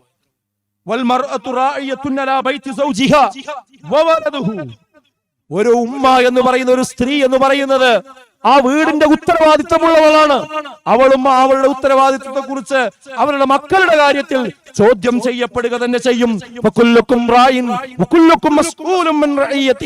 എല്ലാവരും ഭരണാധികാരികളാണ്, അവരുടെ ഭരണീയരെ കുറിച്ച് ചോദിക്കുക തന്നെ ചെയ്യും എന്ന് ഇവിടെ പറഞ്ഞത് റസൂലുള്ളാഹി സ്വല്ലല്ലാഹു അലൈഹി വസല്ലം പറഞ്ഞത് നമുക്ക് കാണാം. ഉമ്മമാര് നമ്മളെ കാര്യം മാത്രം നോക്കിയാൽ പോരാ, നമ്മളെ മക്കളുടെ കാര്യവും എന്ത് ചെയ്യണം, ഈ കാര്യത്തിൽ പ്രത്യേകം ശ്രദ്ധിക്കുക എന്നുള്ളത് പ്രധാനപ്പെട്ട കാര്യമാണ്. അതിലൊരു പ്രധാന കാര്യം എനിക്ക് എടുത്തു പറയാനുള്ളത്, ഈ സ്ത്രീകളുടെ കൂട്ടത്തില് സുന്നി മദ്രസകളിൽ പഠിച്ച് ഈ അങ്ങനെയുള്ള മഹല്ലുകളിൽ ജീവിച്ച് അവിടുന്ന് കല്യാണം കഴിച്ചു കൊണ്ടുവന്ന ആൾക്കാർ നമ്മളെ മഹല്ലിലുണ്ടാവും. അങ്ങനെയുള്ള സ്ത്രീകളും അവരുടെ ഭർത്താക്കന്മാരും കുറച്ചുകൂടെ ജാഗ്രത പാലിക്കേണ്ടതുണ്ട്. ഞാൻ പറയുന്നത്, ഇപ്പോഴും 10, 15, 20 വർഷമായിട്ട് ഈ മണയങ്കോട് മഹല്ലിൽ കല്യാണം കഴിച്ച് കാപ്പുന്നും വട്ടത്തൂരുന്നും അതുപോലെയുള്ള സുന്നി പ്രദേശങ്ങളിൽ നിന്ന് കല്യാണം കഴിച്ചു കൊണ്ടുവന്ന ചില സഹോദരിമാര് ഇത്രയും മനോഹരമായൊരു പള്ളി ഇവിടെ ഉണ്ടായിട്ട് ആ പള്ളിന്റെ ഉള്ളിലേക്ക് കയറാത്ത എത്ര സ്ത്രീകളുണ്ട്? ഒരു കണക്കെടുക്കും. ഇതൊക്കെ മഹല്ലെടുക്കേണ്ട പണിയാണത്. മഹലിന്റെ പണിയാണത്. ഓരോ വീട്ടിലും ഒരു പ്രാവശ്യമെങ്കിലും ചുമക്ക് വരാത്ത സ്ത്രീകളുണ്ടോ? ആലോചിക്കണം. അവര് പുറത്തേക്ക് വരണം, ചർച്ചയാകണം നാട്ടിൽ. എന്ത് മുജാഹിദാ പിന്നെ? മുജാഹിദ് പറഞ്ഞാൽ ഞാൻ പഴയ മുജാഹിദാണെന്ന് പറഞ്ഞാൽ ഒക്കെ ആയി. അപ്പൊ അങ്ങനെയാണ് എന്ത് പറഞ്ഞാലും. ഇപ്പൊ ഇങ്ങനത്തെ പരിപാടിക്കൊക്കെ ഓരോരുത്തരെ ക്ഷണിച്ച അപ്പൊ ഗ്രൂപ്പും കുഴപ്പവും പ്രശ്നങ്ങളൊക്കെ അല്ലേ, വിവാദങ്ങളൊക്കെ അല്ലേ. ഞാൻ പണ്ടത്തെ മുജാഹിദ അവൻ പറഞ്ഞാൽ ആ സോഫയിൽ അങ്ങനെ ഇരിക്കുക ചില ആൾക്കാർ. അവനാന്റെ മരിയോള് പള്ളി പോണ്ടോ? അവള് അവിടുന്ന് കെട്ടിക്കൊണ്ടുവന്നതാണ്. ഓള് നമ്മളതൊന്നല്ല, ഓളെ വകുപ്പിലും നമ്മളെ വകുപ്പിലും ഇതാ പഴയ മുജാഹിദ്. എന്നിട്ട് ഇങ്ങനെ വലിയ പഴയ മുജാഹിദാന്ന് പറഞ്ഞ പെരുമ്പറ നടിച്ചാണ്. അതല്ല, നമ്മളെ വീട്ടിലാണ് അവർ കഴിയുന്നതെങ്കിൽ, നമ്മുടെ സംരക്ഷണത്തിലാണ് കഴിയുന്നതെങ്കിൽ അവിടെ ശിർക്കും ബിദ്അത്തും അതിന് ഇലയിടാൻ, അതിന് സദ്യ ഉണ്ടാൻ ഒരിക്കലും തന്നെ നമ്മുടെ വീട്ടിൽ അനുവാദം ഉണ്ടാകാൻ പാടില്ല. സംശയിക്കൊന്നും വേണ്ട കാര്യം. അതിനുള്ള നട്ടെല്ലാം ആണുങ്ങൾക്ക് വേണം. ആ രീതിയിലേക്ക് നമ്മൾ കാര്യങ്ങൾ കൊണ്ടുവരണം. അല്ല നമ്മുടെ കുട്ടിന്റെ അരയില് ഏലസ് കെട്ടാൻ, അത് അവളെ വീട്ടിൽ നിന്ന് കെട്ടിയതാ, അവളെ അമ്മ കെട്ടിയതാ, എന്താ പറയാ, അവളെ അമ്മ കെട്ടിയതാണെങ്കിൽ നമ്മളെ കുട്ടിന്റെ അരയിലാണ്. ഇത് ചില്ലറ കാര്യം നിങ്ങൾ വിചാരിച്ചു. ഒരു കുട്ടിക്ക് ഒരു പനി വന്നു, അപസ്മാരം വന്നു, ഡോക്ടറെ അടുത്ത് പോയി, മരുന്ന് തന്നു, ആ മരുന്ന് കൊടുത്തു, അത് മാറണു. എങ്ങനെ? ചോദ്യം. എങ്ങനെ? ആ ഡോക്ടർ അത് വിശദീകരിക്കും. അപസ്മാരം ഉണ്ടാകുന്നതിന്റെ ലക്ഷണങ്ങൾ ഇന്നതാണ്, അതിന്റെ കാരണങ്ങൾ ഇന്നതാണ്. അതുകൊണ്ട് തന്നെ ആ കാരണം ഇല്ലായ്മ ചെയ്യണമെങ്കിൽ ഇന്ന രീതിയിലുള്ള മരുന്ന് അതിന്റെ ബ്ലഡിലേക്ക് എത്തിക്കഴിഞ്ഞാൽ അത് ഇന്ന രീതിയിലുള്ള പ്രൊസീജിയറുകൾ നടക്കും. അങ്ങനെയാണ് ഈ അസുഖം മാറുന്നത്. അതിന് കാര്യമുണ്ട്, അതിന് കാരണമുണ്ട്, അതിന് കാര്യകാരണ ബന്ധമുണ്ട്. എന്നാൽ ഞാൻ ചോദിക്കട്ടെ, അപസ്മാരമുള്ള കുട്ടിയുടെ അരയിൽ ഏതെങ്കിലും തങ്ങളെടുത്തോ ബീവിയുടെ അടുത്തോ പോയി ഊതിക്കൊണ്ട് ഒരു ചരട് കെട്ടിയാൽ ആ ചരട് എങ്ങനെയാണ് അവിടെ വർക്ക് ചെയ്യുന്നത്? എന്താ വിശദീകരണം? അത് നമുക്കറിയില്ല. അതെന്തോ ഒരു കഴിവുണ്ട്. ഇതിനെയാണ് എന്തു പറയാ, കാര്യകാരണ ബന്ധങ്ങൾക്ക് അപ്പുറത്തുള്ള ഒരു കഴിവ് എന്ന് പറയുന്നത്. ആ കഴിവ് അള്ളാഹ്ക്ക് മാത്രമേ ഉള്ളൂ. അത് ചരടിനില്ല, ഏലസിനില്ല, അത് ജിന്നിനില്ല, അത് മലക്കിനില്ല, ഈ ലോകത്തുള്ള ഒരു സൃഷ്ടിക്കുമില്ല. അള്ളാഹ്ക്ക് കഴിവാണത്. ഇതാ തൗഹീദ് എന്ന് പറയുന്നത്. ഇതില്ലാതെ നിൽക്കുമ്പോഴാണ് എന്ത് ഇത്തരം ശിർക്കും ബിദ്അത്തുകളും കാര്യങ്ങളൊക്കെ വീടുകളിൽ ഉണ്ടാകുന്നത്. അപ്പൊ നമ്മൾ മനസ്സിലാക്കേണ്ട ഒരു കാര്യം, നമ്മുടെ മറ്റു മഹല്ലുകളിൽ നിന്ന് കല്യാണം കഴിച്ചു കൊണ്ടുവന്ന സഹോദരിമാര് അവര് ചിലപ്പോൾ ഇങ്ങനത്തെ വയലിനൊക്കെ വരും. പക്ഷെ പള്ളിന്റെ ഉള്ളിൽ കണക്കേരി എന്തോ ഒരു ഇടങ്ങാറാ. നിങ്ങൾക്കറിയോ, ഇപ്പൊ റമദാൻ കഴിഞ്ഞിട്ടല്ലേ ഉള്ളൂ. അതിനെക്കുറിച്ചുള്ള ഹദീസുകൾ ഇങ്ങനെ വായിക്കുമ്പോൾ കാണാൻ പറ്റും, അള്ളാന്റെ റസൂൽ എല്ലാ റമദാനിലും അവസാനത്തെ 10 എഴുത്തിക്കാഫ് തിരുന്നു. റസൂലുള്ളാന്റെ വഫാത്തിന് ശേഷം റസൂലുള്ളാന്റെ ഭാര്യമാരും അത് തുടർന്നു വന്നിരുന്നു. പള്ളി പോവുക മാത്രമല്ല, എഴുത്തിക്കാഫ് ഇരുന്നിരുന്നു പള്ളിയിൽ സ്ത്രീകള്. ഹദീസുകളിലുള്ളതാണ്. എന്നിട്ടേ പള്ളിക്ക് നമുക്ക് പള്ളി ഉണ്ടാക്കാൻ കാശ് കൊടുക്കുക ഒക്കെ ചെയ്യാം, പക്ഷെ പള്ളിക്ക് നിസ്കരിക്കാൻ മാത്രം പോകാൻ പാടില്ല എന്ന് പറയുന്ന രീതി ഒരിക്കലും ശരിയല്ല. അപ്പൊ അതൊക്കെ നമ്മൾ ഉമ്മമാര് ശ്രദ്ധിക്കേണ്ട കാര്യമാണ്. അതുപോലെ തന്നെ നേർച്ച, അടിയന്തരം, മറ്റു സംഗതികളൊക്കെ അവരുടെ വീടുകളിലൊക്കെ ഉണ്ടാകുന്ന സമയത്ത് അന്നൊരു പ്രത്യേക വിരുന്നു പോക്ക്, അന്നൊരു പ്രത്യേക കാരണം ഉണ്ടാക്കിയിട്ട് ആ ദിവസം തന്നെ ഒരു വിരുന്നു പോക്ക്. എന്നിട്ട് അതിൽ പോയിട്ട് ആ നേർച്ചച്ചോറ്, ആ നേർച്ചച്ചോറ് ആരുടെ പേരില്ല? മുഹ്യിദ്ദീൻ ഷെയ്ഖിന്റെ പേരിൽ, ബദരീങ്ങളെ പേരിൽ, അള്ളാന്റെ പേരിലെ നേർച്ച ചെയ്യാൻ പാടുള്ളൂ. ഇതല്ലേ മുജാഹിദ്? ഇതല്ലേ മുസ്ലിം? ഇതല്ലേ തൗഹീദ്? ഞാൻ ഭയങ്കര പഴയ മുജാഹിദാ. എന്ത് പഴയ മുജാഹിദ് എന്നതിനൊക്കെ പറഞ്ഞേക്കും ചെയ്യും. ആലോചിക്കേണ്ട വിഷയം. അപ്പൊ അതൊക്കെ നമ്മൾ ശ്രദ്ധിക്കേണ്ട വിഷയം. അപ്പോ ഉമ്മമാര് ഇതിന് നേതൃത്വം കൊടുക്കണം. ഒരു മഹല്ല് മാറണം എന്ന് പറഞ്ഞാൽ ആ കുടുംബത്തിലെ ഉമ്മമാര് മുന്നിൽ നിന്നാൽ വളരെ പെട്ടെന്ന് അവിടെ മാറ്റം ഉണ്ടാക്കിയെടുക്കാൻ യാതൊരു പ്രയാസം ഉണ്ടാവില്ല. അതുപോലെ തന്നെ മക്കളോട് എനിക്ക് പറയാനുള്ളത്, മാതാപിതാക്കളെ അനുസരിക്കുക എന്നുള്ളത് വളരെ പ്രധാനമാണ്. മാതാപിതാക്കളെ കൃത്യമായി അനുസരിച്ച് മുന്നോട്ട് പോവുക എന്നുള്ളത് പ്രധാനമാണ്. നമുക്ക് നമ്മുടെ വീട് നന്നാകണമെങ്കിൽ എല്ലാവരും ശ്രദ്ധിക്കേണ്ട കാര്യം, ഒന്ന്, പള്ളി എന്ന് പറഞ്ഞാൽ അതിന്റെ പേര് മസ്ജിദ്. മസ്ജിദിന് പേര് വരാൻ കാരണം എന്താ? സുജൂദ് ചെയ്യുന്ന സ്ഥലമായതുകൊണ്ടാണ്. അപ്പൊ ആ പള്ളിയിൽ ജമാഅത്തിന് എത്തുക, നമ്മളെ വീട്ടിലുള്ളവരൊക്കെ ജമാഅത്തിന് എത്തുക എന്നുള്ളത് ഒരു പ്രധാനപ്പെട്ട വിഷയമാണ്. പ്രത്യേകിച്ച് സുബഹി നിസ്കാരത്തിന്റെ കാര്യം. ഒരു പള്ളിയുടെ സജീവത മനസ്സിലാക്കാൻ അവിടെ സുബഹിക്ക് എത്ര ആളുണ്ട് ജമാഅത്തിന് നോക്കിയാൽ മതി. അതാണ് ആ പള്ളിയുടെ ഈ ഒരു റൂഹ് എന്ന് പറയുന്നത്. ഈ മഹല്ല് സമ്മേളനത്തിൽ വന്ന് ഓരോരുത്തരും ചിന്തിക്കുക, ഇന്ന് നമുക്ക് സുബഹി ജമാഅത്തിന് പോകാൻ സാധിച്ചോ? ഇല്ലെങ്കിൽ നാളെ മുതൽ പോകാൻ കഴിയണം. നമ്മൾ അവിടെ ഉണ്ടാവണം, നമ്മളെ മക്കൾ ഉണ്ടാകണം. എന്തൊരു രസം ഉണ്ടാവും. ആ കുട്ടികളെയൊക്കെ ഒന്നിച്ച് വിളിച്ചുണർത്തി വീട്ടിൽ നിന്ന് രാവിലെ വിളക്ക് തെളിയിച്ച്, ടോർച്ച് തെളിയിച്ച് പള്ളിയിലേക്ക് നടന്നു പോകുമ്പോൾ മനസ്സിന് കിട്ടുന്ന ഒരു ആശ്വാസം എത്രയെന്ന് അറിയും. ഇതൊക്കെയാണ് മനസ്സിന്റെ തൃപ്തി എന്ന് പറയുന്നത്. അപ്പൊ ആ നിസ്കാരത്തിന്റെ കാര്യത്തിൽ ശ്രദ്ധ വേണം. പള്ളിയുമായുള്ള ബന്ധം വളരെ പ്രധാനമാണ്. പള്ളിയുമായുള്ള ബന്ധം എന്ന് പറഞ്ഞാൽ അത് മരണം, വിവാഹം, ഇതുപോലുള്ള ചില ആവശ്യങ്ങൾക്കുള്ള ഒരു ഏജൻസിയാണ് എന്ത് പള്ളി എന്നാണ് ചില ആൾക്കാർ വിചാരിച്ചിട്ടുള്ളത്. എന്തിനാ പള്ളിയിൽ വരിസംഖ്യ കൊടുക്കുന്നത്? വരിസംഖ്യ കൊടുത്തിട്ടില്ലെങ്കിൽ കട്ടില് കിട്ടൂല, മരിച്ചാ കട്ടില് കിട്ടൂല. അതേപോലെ തന്നെ കുട്ടിക്ക് ഒരു കല്യാണം വരുമ്പോ ആ കല്യാണത്തിന് നിക്കാഹ് നടത്തണമെങ്കിൽ മൗലവിനെ കിട്ടണം. അല്ലെങ്കിൽ കല്യാണം പറ്റിയങ്ങാണ്ട് വേറൊരാൾ അന്വേഷിക്കുമ്പോൾ മഹലിൽ അന്വേഷിക്കും. ഇപ്പൊ അങ്ങനെ ഉണ്ട്, എന്ത് പള്ളിയിൽ നിന്ന് ഒരു സർട്ടിഫിക്കറ്റ് കൊടുക്കണം. ഇപ്പൊ ഒരു മകന്റെ കല്യാണമാണെങ്കിൽ ആ മകൻ കുഴപ്പമില്ല, ഓ നിങ്ങൾ കട്ടിച്ചു കൊടുത്തോളി എന്ന് പറഞ്ഞ് സെക്രട്ടറിന്റെ ഒരു ഒപ്പിട്ടൊരു ഇത് കൊടുക്കണം. അപ്പൊ നമ്മുടെ അടുത്തൊക്കെ ഇഷ്ടം പോലെ ആൾക്കാർ വരും. അപ്പൊ ആ വാപ്പാര് വരുമ്പോ ഇപ്പൊ അടുത്ത കാലത്ത് ഞാൻ പറയാറുള്ളത്, കുറെ അബദ്ധത്തിൽ പെട്ടതുകൊണ്ട് ഇപ്പോ രക്ഷിതാക്കളോട് പറയാനുള്ളത് എന്താ വെച്ചാല്, ആരാ കല്യാണം കഴിക്കണമെന്ന് ചോദിക്കും. ഇവിടെ എന്റെ രണ്ടാമത്തെ മകനാണ്, എന്നാ രണ്ടാമത്തെ മകനോട് നിങ്ങൾ ഇന്ന് വരാൻ പറയുന്നത്. മകൻ വരട്ടെ, കാരണം ആ മകനെ നമുക്ക് മുഖം കൂടി ഓർമ്മ ഉണ്ടാവില്ല, കാരണം പള്ളി കാണില്ല. അപ്പൊ ആ മകനൊന്ന് വന്നു കഴിഞ്ഞാൽ അവനോട് ചോദിക്കാലോ, ഈ എവിടെ ജുമയൊക്കെ കൂടല്, ജഞ്ചോത്ത് നിസ്കരിക്കലുണ്ടോ, എന്താ എന്റെ അവസ്ഥ, ഇതൊക്കെ ഒന്ന് ചോദിച്ച് മനസ്സിലാക്കിയാലല്ലേ പോനെ പറ്റിയോ നല്ലതാന്ന് നമുക്ക് പറയാൻ കഴിയുള്ളൂ. അപ്പൊ അതിനെന്ത് വേണം? അപ്പോ ഒരു പള്ളി വേണം, ഒരു മഹല്ല് വേണം. അപ്പൊ അതിന് വരിസംഖ്യ കൊടുക്കണം. അങ്ങനെയുള്ള ചില കാര്യങ്ങൾ നടത്തി കിട്ടാനുള്ള ഒരു സ്ഥലമാണ് പള്ളി എന്നുള്ള നിലക്കാണ് ചില ആൾക്കാർ ഇപ്പോഴും ഉള്ളത്. എന്നാ നിങ്ങൾ മനസ്സിലാക്കേണ്ട ഒരു കാര്യം, പള്ളി എന്ന് പറയുന്നത് അങ്ങനെയല്ല. പള്ളിക്ക് കൃത്യമായ ഉത്തരവാദിത്തങ്ങൾ ഉണ്ട് എന്ന് നമ്മൾ മനസ്സിലാക്കണം. ഫീ ബുയൂത്തിൻ അദിനല്ലാഹു അൻ തുർഫഅ വയുദ്കറ ഫീഹാ ഇസ്മുഹു യുസബ്ബിഹു ലഹു ഫീഹാ ബിൽ ഉദുവ്വി വൽ ആസ്വാൽ. ചില ഭവനങ്ങളിൽ എത്രയാ വെളിച്ചമുള്ളത്, അവ ഉയർത്തപ്പെടാനും അവയിൽ തന്നെ നാമം സ്മരിക്കപ്പെടാനും അള്ളാഹു ഉത്തരവ് നൽകിയിരിക്കുന്നു. അവയിൽ രാവിലെയും സന്ധ്യാസമയങ്ങളിലും അവന്റെ മഹത്വം പ്രകീർത്തിച്ചു കൊണ്ടിരിക്കുന്നു എന്നാണ്. അഹബ്ബുൽ ബിലാദി ഇലല്ലാഹി മസാജിദുഹാ വഅബ്ഗദുൽ ബിലാദി ഇലല്ലാഹി അസ്വാഖുഹാ. അല്ലാഹുവിന് നാടുകളിൽ ഏറ്റവും ഇഷ്ടപ്പെട്ട സ്ഥലം പള്ളികളാണ്. നാടുകളിൽ അല്ലാഹുവിന് ഏറ്റവും വെറുക്കപ്പെട്ട സ്ഥലമാകട്ടെ അത് അങ്ങാടികളുമാകുന്നു എന്ന് റസൂലുള്ളാഹി സ്വല്ലല്ലാഹു അലൈഹി വസല്ലം പറയുന്നു. മൻ ബനാ മസ്ജിദൻ ലില്ലാഹ് ബനല്ലാഹു ലഹു ഫിൽ ജന്നതി മിസ്ലഹു. ഒരാൾ ഒരു പള്ളി അല്ലാഹുവിന് വേണ്ടി നിർമ്മിച്ചാൽ അല്ലാഹു അവൻ സ്വർഗ്ഗത്തിൽ അതുപോലെ ഒരു വീട് നിർമ്മിച്ചു കൊടുക്കുന്നതാണ് എന്നാണ്. ആ പള്ളിയോടങ്ങാനും മോശമായി നമ്മൾ പെരുമാറിയാൽ വമൻ അദ്ലമു മിമ്മൻ മനഅ മസാജിദല്ലാഹ് അയ്യുദ്കറ ഫീഹാ ഇസ്മുഹു വസആ ഫീ ഖറാബിഹാ ഉലൈക മാ കാന ലഹും അയദ്ഖുലൂഹാ ഇല്ലാ ഖായിഫീൻ ലഹും ഫിദ് ദുനിയാ ഖിസ്യൻ വലഹും ഫിൽ ആഖിറതി അദാബുൻ അളീം. അല്ലാഹുവിന്റെ പള്ളികളിൽ അവന്റെ നാമം പ്രകീർത്തിക്കപ്പെടുന്നതിന് തടസ്സമുണ്ടാക്കുകയും ആ പള്ളികളുടെ തകർച്ചക്കായി ശ്രമിക്കുകയും ചെയ്തവനേക്കാൾ വലിയ അക്രമകാരി ആരുണ്ട് എന്നാണ് അല്ലാഹു ചോദിക്കുന്നത്. ഭയപ്പാടോടുകൂടിയല്ലാതെ അവർക്ക് ആ പള്ളികൾ പ്രവേശിക്കാവതായില്ലായിരുന്നു.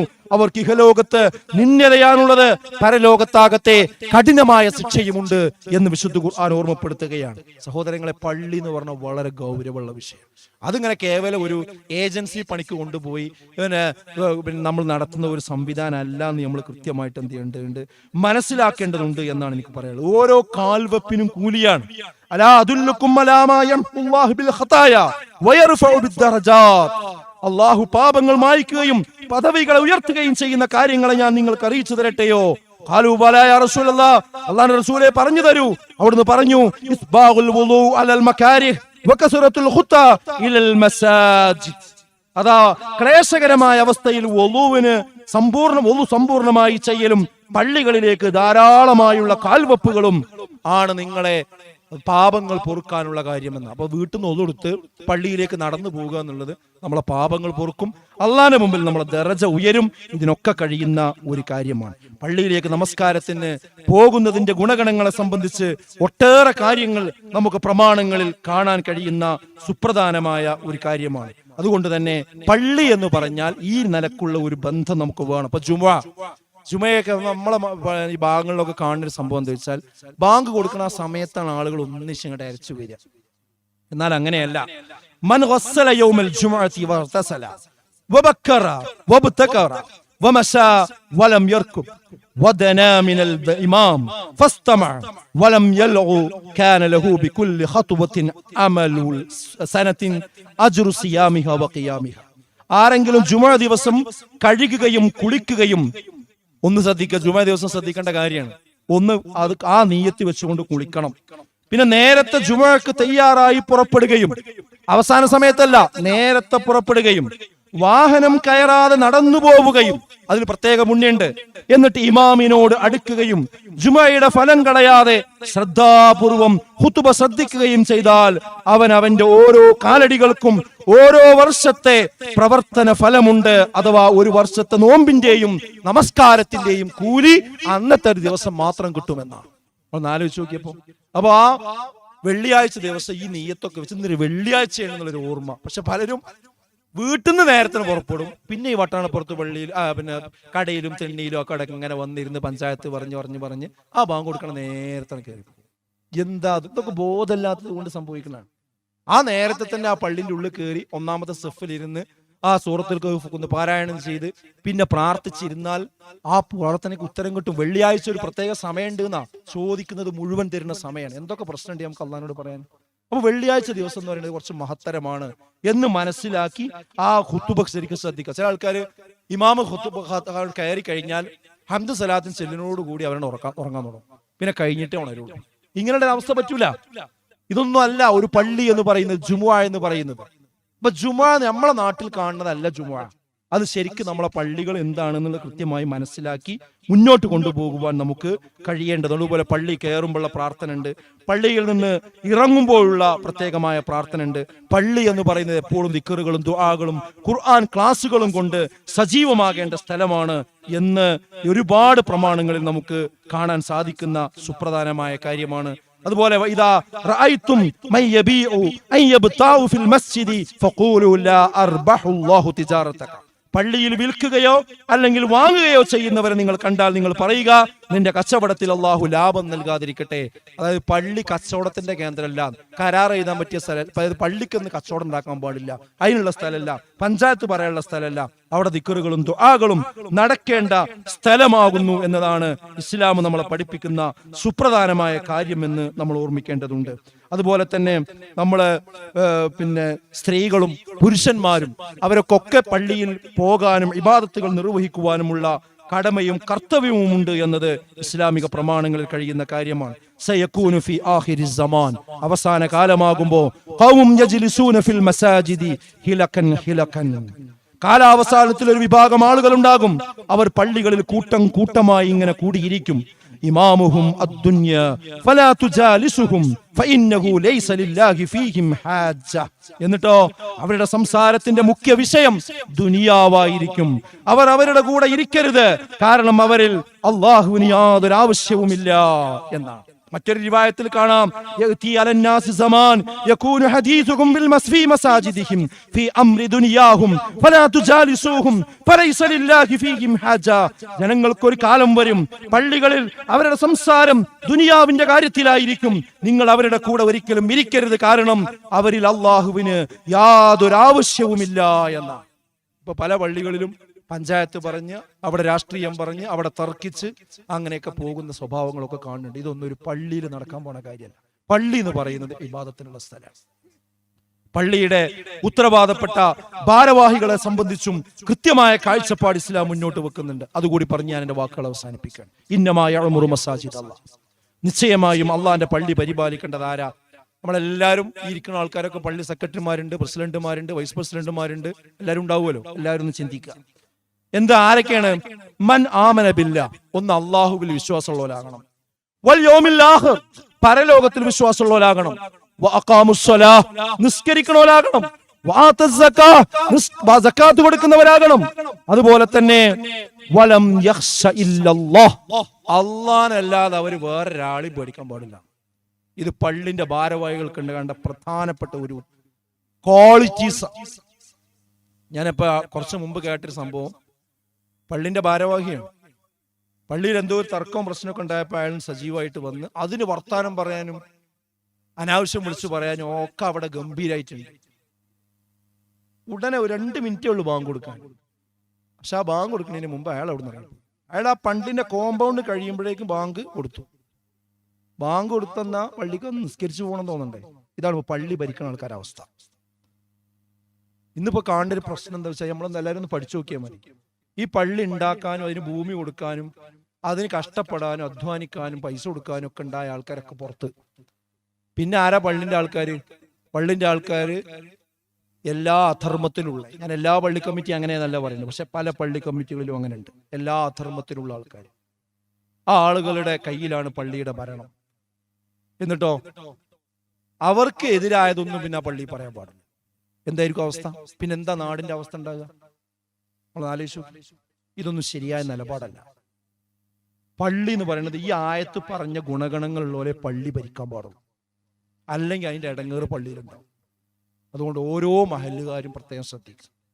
ഇതൊക്കെ ഇനി എല്ലാ മഹല്ലിലും നമ്മൾ പഠിപ്പിച്ച് എന്താണ് ഒരു മഹല്ലിന്നും പള്ളിന്നും വന്നത് കൈകാര്യം ചെയ്യേണ്ട രൂപം എന്താണെന്നും മനസ്സിലാക്കി മുന്നോട്ട് പോവുക എന്നുള്ളത് ഈ കാലഘട്ടത്തിൽ വളരെ പ്രധാനമാണ്. എങ്കിലേ ഈ അധർമ്മത്തിന്റെ, ഈ ലിബറലിസത്തിന്റെ, ഈ യുക്തിവാദത്തിന്റെ, ഈ ലഹരിയുടെ, ഈ പ്രണയക്കെടുതിയുടെ, ഈ ലൈംഗിക വൈകൃതങ്ങളുടെ, ഈ ആഭാസങ്ങളുടെ, ഈ സാമ്പത്തിക അതിക്രമത്തിന്റെ മലവെള്ളപ്പാച്ചിലിൽ നിന്ന് തടകെട്ടി നിർത്താൻ കഴിയുന്ന അണക്കെട്ടുകളാണ് ഓരോ പള്ളികൾ എന്ന് പറയുന്നത്. ആ അണക്കെട്ടുകൾ ഭേദിച്ചു കഴിഞ്ഞാൽ ഈ മലിനജലം നമ്മുടെ വീടുകളിലേക്ക് കടന്നു വരിക തന്നെ ചെയ്യും. അതിനെ തടഞ്ഞു നിർത്തുന്ന ഗോപുരങ്ങളാണ് പള്ളി മിനാരങ്ങൾ എന്ന് പറയുന്നത്. ആ പള്ളിയുടെ ഭരണം എന്ന് പറയുന്നത് ഇത്തരം അധർമ്മങ്ങൾ നമ്മുടെ മഹല്ലുകളിലേക്ക് വരാതിരിക്കുവാൻ അതിനെ തടഞ്ഞു നിർത്തുന്ന കരങ്ങളാണ് പള്ളിയുടെ ഭാരവാഹികൾ എന്ന് പറയുന്നത്. അവിടേക്ക് നമ്മൾ വരാൻ നമുക്ക് കഴിഞ്ഞാൽ മാത്രമേ മുൻഗാമികളോട് നമ്മൾ നീതി പാലിക്കുന്നുള്ളൂ എന്ന് നമ്മൾ മനസ്സിലാക്കണം. ഇവിടെയുള്ള ഓരോ പള്ളികൾക്ക് പിന്നിലും അതിന് ഏക്കർ കണക്കിന് ഭൂമി കൊടുത്ത ആളുകൾക്ക് പിന്നിൽ അവർ ലക്ഷ്യം വെച്ച ആ ലക്ഷ്യത്തിലേക്ക് ഈ പള്ളികളെ എത്തിക്കുവാൻ വ്യക്തിക്ക് ബാധ്യതയുണ്ട്, കുടുംബത്തിന് ബാധ്യതയുണ്ട്, ആ കുടുംബത്തിലെ ഉമ്മക്ക് ബാധ്യതയുണ്ട്, ഉപ്പക്ക് ബാധ്യതയുണ്ട്, ഓരോ മഹല്ലിലെ ഓരോ കുടുംബനാഥന്മാർക്കും ബാധ്യതയുണ്ട്, മഹല്ല് ഭാരവാഹി ബാധ്യതയുണ്ട്. ഈ ബാധ്യതകൾ പൂർണ്ണമായി ഉൾക്കൊണ്ടുകൊണ്ട് നമുക്ക് മുന്നോട്ട് പോകാൻ കഴിയണം. അതിന് അല്ലാഹു നമുക്ക് ഏവർക്കും തൗഫീക്ക് നൽകി അനുഗ്രഹിക്കുമാറാകട്ടെ. ഇവിടെ മറ്റു മഹല്ലുകളിൽ നിന്ന് വന്ന ഓരോരുത്തരും സ്വന്തം മഹല്ലിൽ എങ്ങനെ ഈ പരിപാടികൾ ക്രമീകരിക്കാൻ സാധിക്കുമെന്നതിനെ കുറിച്ച് ചിന്തിക്കണമെന്ന് കൂടി ഞാൻ ഓർമ്മപ്പെടുത്തുകയാണ്. ഒരു ലോക്സഭാ തെരഞ്ഞെടുപ്പിന് മുമ്പിലാണ് നമ്മൾ ഉള്ളത്. വോട്ട് ഒന്നും നമ്മൾ പാഴാക്കരുത്. ഇപ്രാവശ്യം ഒരു വോട്ട് പോകുക എന്ന് പറഞ്ഞാൽ വളരെ ഗൗരവമുള്ള വിഷയമാണ്. കാരണം ഇന്ത്യയായി നിലനിൽക്കണമെന്നുള്ള ചോദ്യത്തിന് ഉത്തരമാണ് നമ്മൾ കൊടുക്കുന്നത്. ഇതൊന്നും ഇന്ന ബാധിക്കൂല എന്നാരും വിചാരിക്കണ്ട, എല്ലാരും ബാധിച്ചിട്ടേ പോകും. പള്ളികൾ, ഓരോ പള്ളിയുടെയും അടിയാധാരം തപ്പിക്കൊണ്ടിരിക്കുകയാണ്. അത് അങ്ങ് ഉത്തരേന്ത്യയിലല്ലേ, അത് ബാബരി മസ്ജിദിന്റെ വിഷയത്തിലല്ലേ, അത് ഗ്യാൻ വ്യാപിയുടെ വിഷയത്തിലല്ലേ, അത് ഷാഹി മസ്ജിദിന്റെ വിഷയത്തിലല്ലേ, അവരുടെ ലിസ്റ്റിലുള്ള ഉത്തരേന്ത്യയിലെ പള്ളികളിലല്ലേ എന്നാരും വിചാരിക്കേണ്ടതില്ല. കേരളത്തിൽ ഇന്ന് പൊന്നാനിയിൽ ഒരു വലിയ പള്ളിയുടെ പണി മുടങ്ങി നിൽക്കുന്നുണ്ട്. നിങ്ങളത് കണ്ടിട്ടുണ്ടാവും പത്രത്തില്. സ്റ്റേ വന്നിരിക്കുകയാണ്. എന്താ സ്റ്റേയുടെ പിന്നിലുള്ള കേസ്? എന്താ? പ്രയർ എന്താ? അതിന്റെ അടിയിൽ അമ്പലം ഉണ്ടായിരുന്നു എന്ന വാദമാണ്. കേരളത്തിൽ പോലും ആ വാദം വെച്ചുകൊണ്ട് ഒരു പള്ളിയുടെ പണി നിർത്തിവെച്ച ഒരു ഘട്ടത്തിലാണ് നമ്മൾ ഇവിടെ ഒരുമിച്ച് കൂടിയിട്ടുള്ളത്. ഇതാ ഇവിടെ അടുത്ത് വന്നു കഴിഞ്ഞു സാധനം. വിവാഹം, വിവാഹ മോചനം, സ്വത്താവകാശം, ഇതിലൊരു തർക്കം വന്നു കഴിഞ്ഞാൽ മുസ്ലിം വീടാണെങ്കിൽ, മുസ്ലിം കക്ഷികളാണെങ്കിൽ ഇസ്ലാമിക ശരീഅത്ത് അനുസരിച്ച് കൊണ്ടാണ് വിധി പറയേണ്ടത് എന്നാണ് വ്യക്തി നിയമം. അതിനാണ് പേഴ്സണൽ ലോ എന്ന് പറയാ. എന്നാൽ ആ നിയമം മാറ്റി ഇനി നമ്മുടെ സ്വത്താവകാശവും നമ്മുടെ വിവാഹവും വിവാഹമോചനവും ഒക്കെ പൊതു നിയമം അനുസരിച്ച് കൊണ്ടുവരണം. അതിനാണ് പൊതു സിവിൽ കോഡ്, ഏക civil code, uniform civil code എന്ന് പറയുന്നത്. ആ ഏക സിവിൽ കോഡ് നടപ്പാക്കുമെന്ന് പ്രകടന പത്രികയിൽ എഴുതി ഒട്ടിച്ചു വെച്ച് അത് ഞങ്ങളുടെ ഒരു പ്രധാനപ്പെട്ട ലക്ഷ്യമാണ് എന്ന് സമൂഹത്തോട് ഉറക്കെ വിളിച്ചു പറഞ്ഞുകൊണ്ട് ഒരു ഭരണകൂടം വോട്ട് ചോദിക്കുമ്പോൾ പള്ളികൾ ഓരോന്നോരോന്നായി അതിന്റെ അടിയാധാരങ്ങൾ മാന്തി നാട്ടിൽ ഭിന്നിപ്പും വിഭാഗീയതയും ഉണ്ടാക്കാൻ ശ്രമിക്കുമ്പോൾ ഇവിടെ ഹിന്ദുവും മുസ്ലിമും ക്രിസ്ത്യാനിയും ഒന്നിച്ച് ജീവിക്കുന്നവരാണ് കേരളം എന്ന് പറയുന്നത്, ഇന്ത്യ എന്ന് പറയുന്നത്. ഈ ബഹുസ്വരതയെ തച്ചു തകർത്ത് എല്ലാവരെയും തമ്മിൽ തെറ്റിച്ച് ഈ നാടിന്റെ സമാധാനത്തിന് തീ കൊടുക്കുവാൻ വേണ്ടി ഒരു കൂട്ടർ ഞങ്ങൾ തീ കൊടുക്കുക തന്നെ ചെയ്യും, അതിന് 400 ചില്ലാന സീറ്റ് ഞങ്ങൾക്ക് വേണം എന്ന് പറയുമ്പോ ഇല്ല, നിങ്ങൾക്കത് തരില്ല എന്ന് പറയേണ്ടത് സായുധ സമരത്തിലൂടെയല്ല, അട്ടിമറിയിലൂടെയല്ല, ബോംബാക്രമണത്തിലൂടെയല്ല. അതിന് പൗരന്മാർക്ക് ഉപയോഗിക്കുവാനുള്ള ആയുധത്തിന്റെ പേരാണ് ബാലറ്റ് എന്ന് പറയുന്നത്, വോട്ടെന്ന് പറയുന്നത്. ആ വോട്ട് ഉപയോഗിക്കേണ്ട സന്ദർഭമാണിത്. അതുകൊണ്ട് നമ്മുടെ വീട്ടിലെ ഓരോരുത്തരും ഫാസിസത്തിന് എതിരെയാണ് നമ്മുടെ വോട്ട് വേണ്ടത്. ആർക്ക് വോട്ട് ചെയ്യണം എന്നുള്ള ചോദ്യത്തിന് സാമാന്യ ബുദ്ധിയുള്ളവർക്ക് ഈ ഒറ്റ വർത്തമാനം പറഞ്ഞാൽ മതി. ഫാസിസത്തിന് എതിരെ. അത് ഡൽഹിയിൽ ഒരു ഗവൺമെന്റ് രൂപീകരിക്കാൻ, ഫാസിസത്തിനെതിരെ കൃത്യമായി ഉയർന്നു നിൽക്കാൻ ഒരു സംവിധാനം രൂപപ്പെട്ടു വരാൻ അതിന് പറ്റുന്ന രീതിയിലുള്ള ഒരു നിലപാട് സ്വീകരിക്കാൻ നമുക്ക് കഴിയണം. അത് ഇപ്രാവശ്യം രാഷ്ട്രീയക്കാരുടെ മാത്രം വിഷയമല്ല, ഇന്ന് ഇന്ത്യ രാജ്യയിലെ ഓരോ പൗരന്റെയും വിഷയമാണ്. ആ ഗൗരവത്തോടു കൂടി മനസ്സിലാക്കുക. പിന്നെ വെള്ളിയാഴ്ചയാണ് തെരഞ്ഞെടുപ്പ് വരുന്നത്, നമുക്കറിയാം. വെള്ളിയാഴ്ച ആയതുകൊണ്ട് അതിരാവിലെ പോയി വോട്ട് ചെയ്ത് വരിക. അത് രണ്ട് ഉപകാരം ഉണ്ടെന്ന്. ഒന്ന്, ഈ ചൂട് സമയമായതുകൊണ്ട് കുറച്ച് കഴിഞ്ഞാൽ ചൂടായിരിക്കും. അതുകൊണ്ട് നേരത്തെ തന്നെ പോയി വോട്ട് ചെയ്ത് വന്നാൽ ജുമഴക്ക് പോകാൻ ഒരു പ്രയാസം ഉണ്ടാകും. ഇനി രാവിലെ ആർക്കെങ്കിലും കഴിയില്ലെങ്കിൽ ജുമഴ കഴിഞ്ഞാൽ ഉടനെ പോയിട്ട് ചെയ്യാം. 6 മണി സമയത്ത് ക്യൂവിലെത്തിയാൽ പോലും നിങ്ങൾക്ക് വോട്ട് ചെയ്യാം. 6 മണിക്ക് നിങ്ങൾ ക്യൂവിലെത്തിയാൽ നിങ്ങൾക്ക് ഇവിടെ രാത്രി 12 മണി ആയാലും നിങ്ങൾക്ക് വോട്ട് ചെയ്തിട്ട് നിങ്ങൾ അവിടുന്ന് പറഞ്ഞേക്കാൻ പാടുള്ളൂ. ഇതാണ് നിയമം. 6 മണിന്റെ മുമ്പായി ആ ക്യൂവിലെത്താൻ ശ്രമിക്കുക. ഒരു പ്രശ്നമല്ല, വോട്ട് എല്ലാവർക്കും ചെയ്യാം. അപ്പൊ അതിനു വേണ്ടി നമ്മൾ തയ്യാറാകണം, കുടുംബത്തെ തയ്യാറാക്കണം. അവിടെ കെട്ടിച്ച കുട്ടിയുണ്ട്, ഇവിടെ മറ്റോളുണ്ട്, അയ്യോളെ കൊണ്ടുവരാൻ ഇപ്പൊ ഞാൻ അവിടെ പോയി കൊണ്ട് കൊണ്ടുവരാൻ ആളില്ല, ഇതൊന്നും പറയാൻ പാടില്ല. അതിന് വണ്ടി കൊടുത്തയക്കണം, അതിന് പറഞ്ഞയച്ച് കൊണ്ടിരിക്കണം. വേറുള്ളവരൊക്കെ ചെയ്തോളും, നമ്മളൊരു വോട്ട് പോയാലൊന്നും കുഴപ്പമില്ല. അങ്ങനെ എല്ലാവരും വിചാരിച്ചാലോ? ഇപ്പൊ 1ാം ഘട്ട തെരഞ്ഞെടുപ്പ് കഴിഞ്ഞു. ഉത്തരേന്ത്യയിലെ ചില സംസ്ഥാനങ്ങളിൽ, ചില മണ്ഡലങ്ങളിൽ 1ാം ഘട്ട തെരഞ്ഞെടുപ്പ് കഴിഞ്ഞു. അതിൽ ചില സ്ഥലത്തൊക്കെ 47%, 57%, 60% ഒക്കെയാണ് പോളിംഗ് ശതമാനം. പകുതി ആൾക്കാർ വോട്ട് ചെയ്യാത്ത അവസ്ഥപ്പുണ്ട്. അത് പല കാരണങ്ങളാണ്. പക്ഷെ കേരളത്തിൽ അങ്ങനെ സംഭവിച്ചുകൂടാ. കേരളത്തിൽ വോട്ട് ഷെയർ കൂടുന്നതിനനുസരിച്ച് അത് ഫാസിസത്തിന്റെ നെറുകയിൽ അടിക്കുന്ന ആണിയായിരിക്കും. വോട്ടിന്റെ ശതമാനം കുറയുന്നതിനനുസരിച്ച് അവർക്ക് അതിന്റെ ഉപകാരങ്ങൾ കിട്ടിക്കൊണ്ടിരിക്കുകയും ചെയ്യും.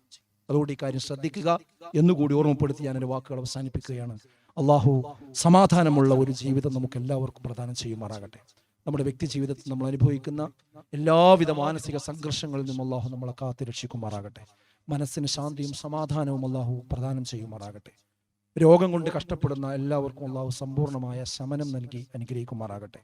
കുടുംബ പ്രശ്നങ്ങൾ കൊണ്ട് പ്രയാസപ്പെടുന്ന നീറുന്ന മനസ്സുള്ള ഒരുപാട് ആളുകൾ ഈ സദസ്സിലുണ്ടാകാം. അവർക്കൊക്കെ അള്ളാഹു ആശ്വാസം നൽകുമാറാകട്ടെ. അവരുടെ കുടുംബത്തെ അള്ളാഹു കൂട്ടി ഇണക്കി കൊടുക്കുമാറാകട്ടെ. സാമ്പത്തികമായ ദുരിതങ്ങൾ അനുഭവിക്കുന്ന ആളുകളുണ്ട്, മഈശത്തിനൊരു മാർഗം കിട്ടാതെ പ്രയാസപ്പെടുന്ന ആളുകളുണ്ട്. അവർക്കൊക്കെ മഈശത്തിന്റെ ഒരു മാർഗം അള്ളാഹു തുറന്നു കൊടുക്കുമാറാകട്ടെ. നമ്മിൽ നിന്ന് മരണപ്പെട്ടു പോയവർക്ക് അവരുടെ കബറിടം അള്ളാഹു വിശാലമാക്കി കൊടുക്കുമാറാകട്ടെ. നമ്മുടെ മാതാപിതാക്കൾ, നമ്മുടെ പണ്ഡിതന്മാർ, നമ്മുടെ അയൽവാസികൾ, കുടുംബ ബന്ധു മിത്രാദികൾ, ഇവരുടെയൊക്കെ കബറിടം അള്ളാഹു വിശാലമാക്കി കൊടുക്കുമാറാകട്ടെ. അവരെയും നമ്മെയും നാളെ ജന്നാത്തുൽ ഫിർദൗസിൽ അള്ളാഹു ഒരുമിപ്പിക്കുമാറാകട്ടെ. നമ്മുടെ നാട്ടിൽ ഒരു സമാധാനമുള്ള സാഹചര്യം അള്ളാഹു നിലനിർത്തുമാറാകട്ടെ.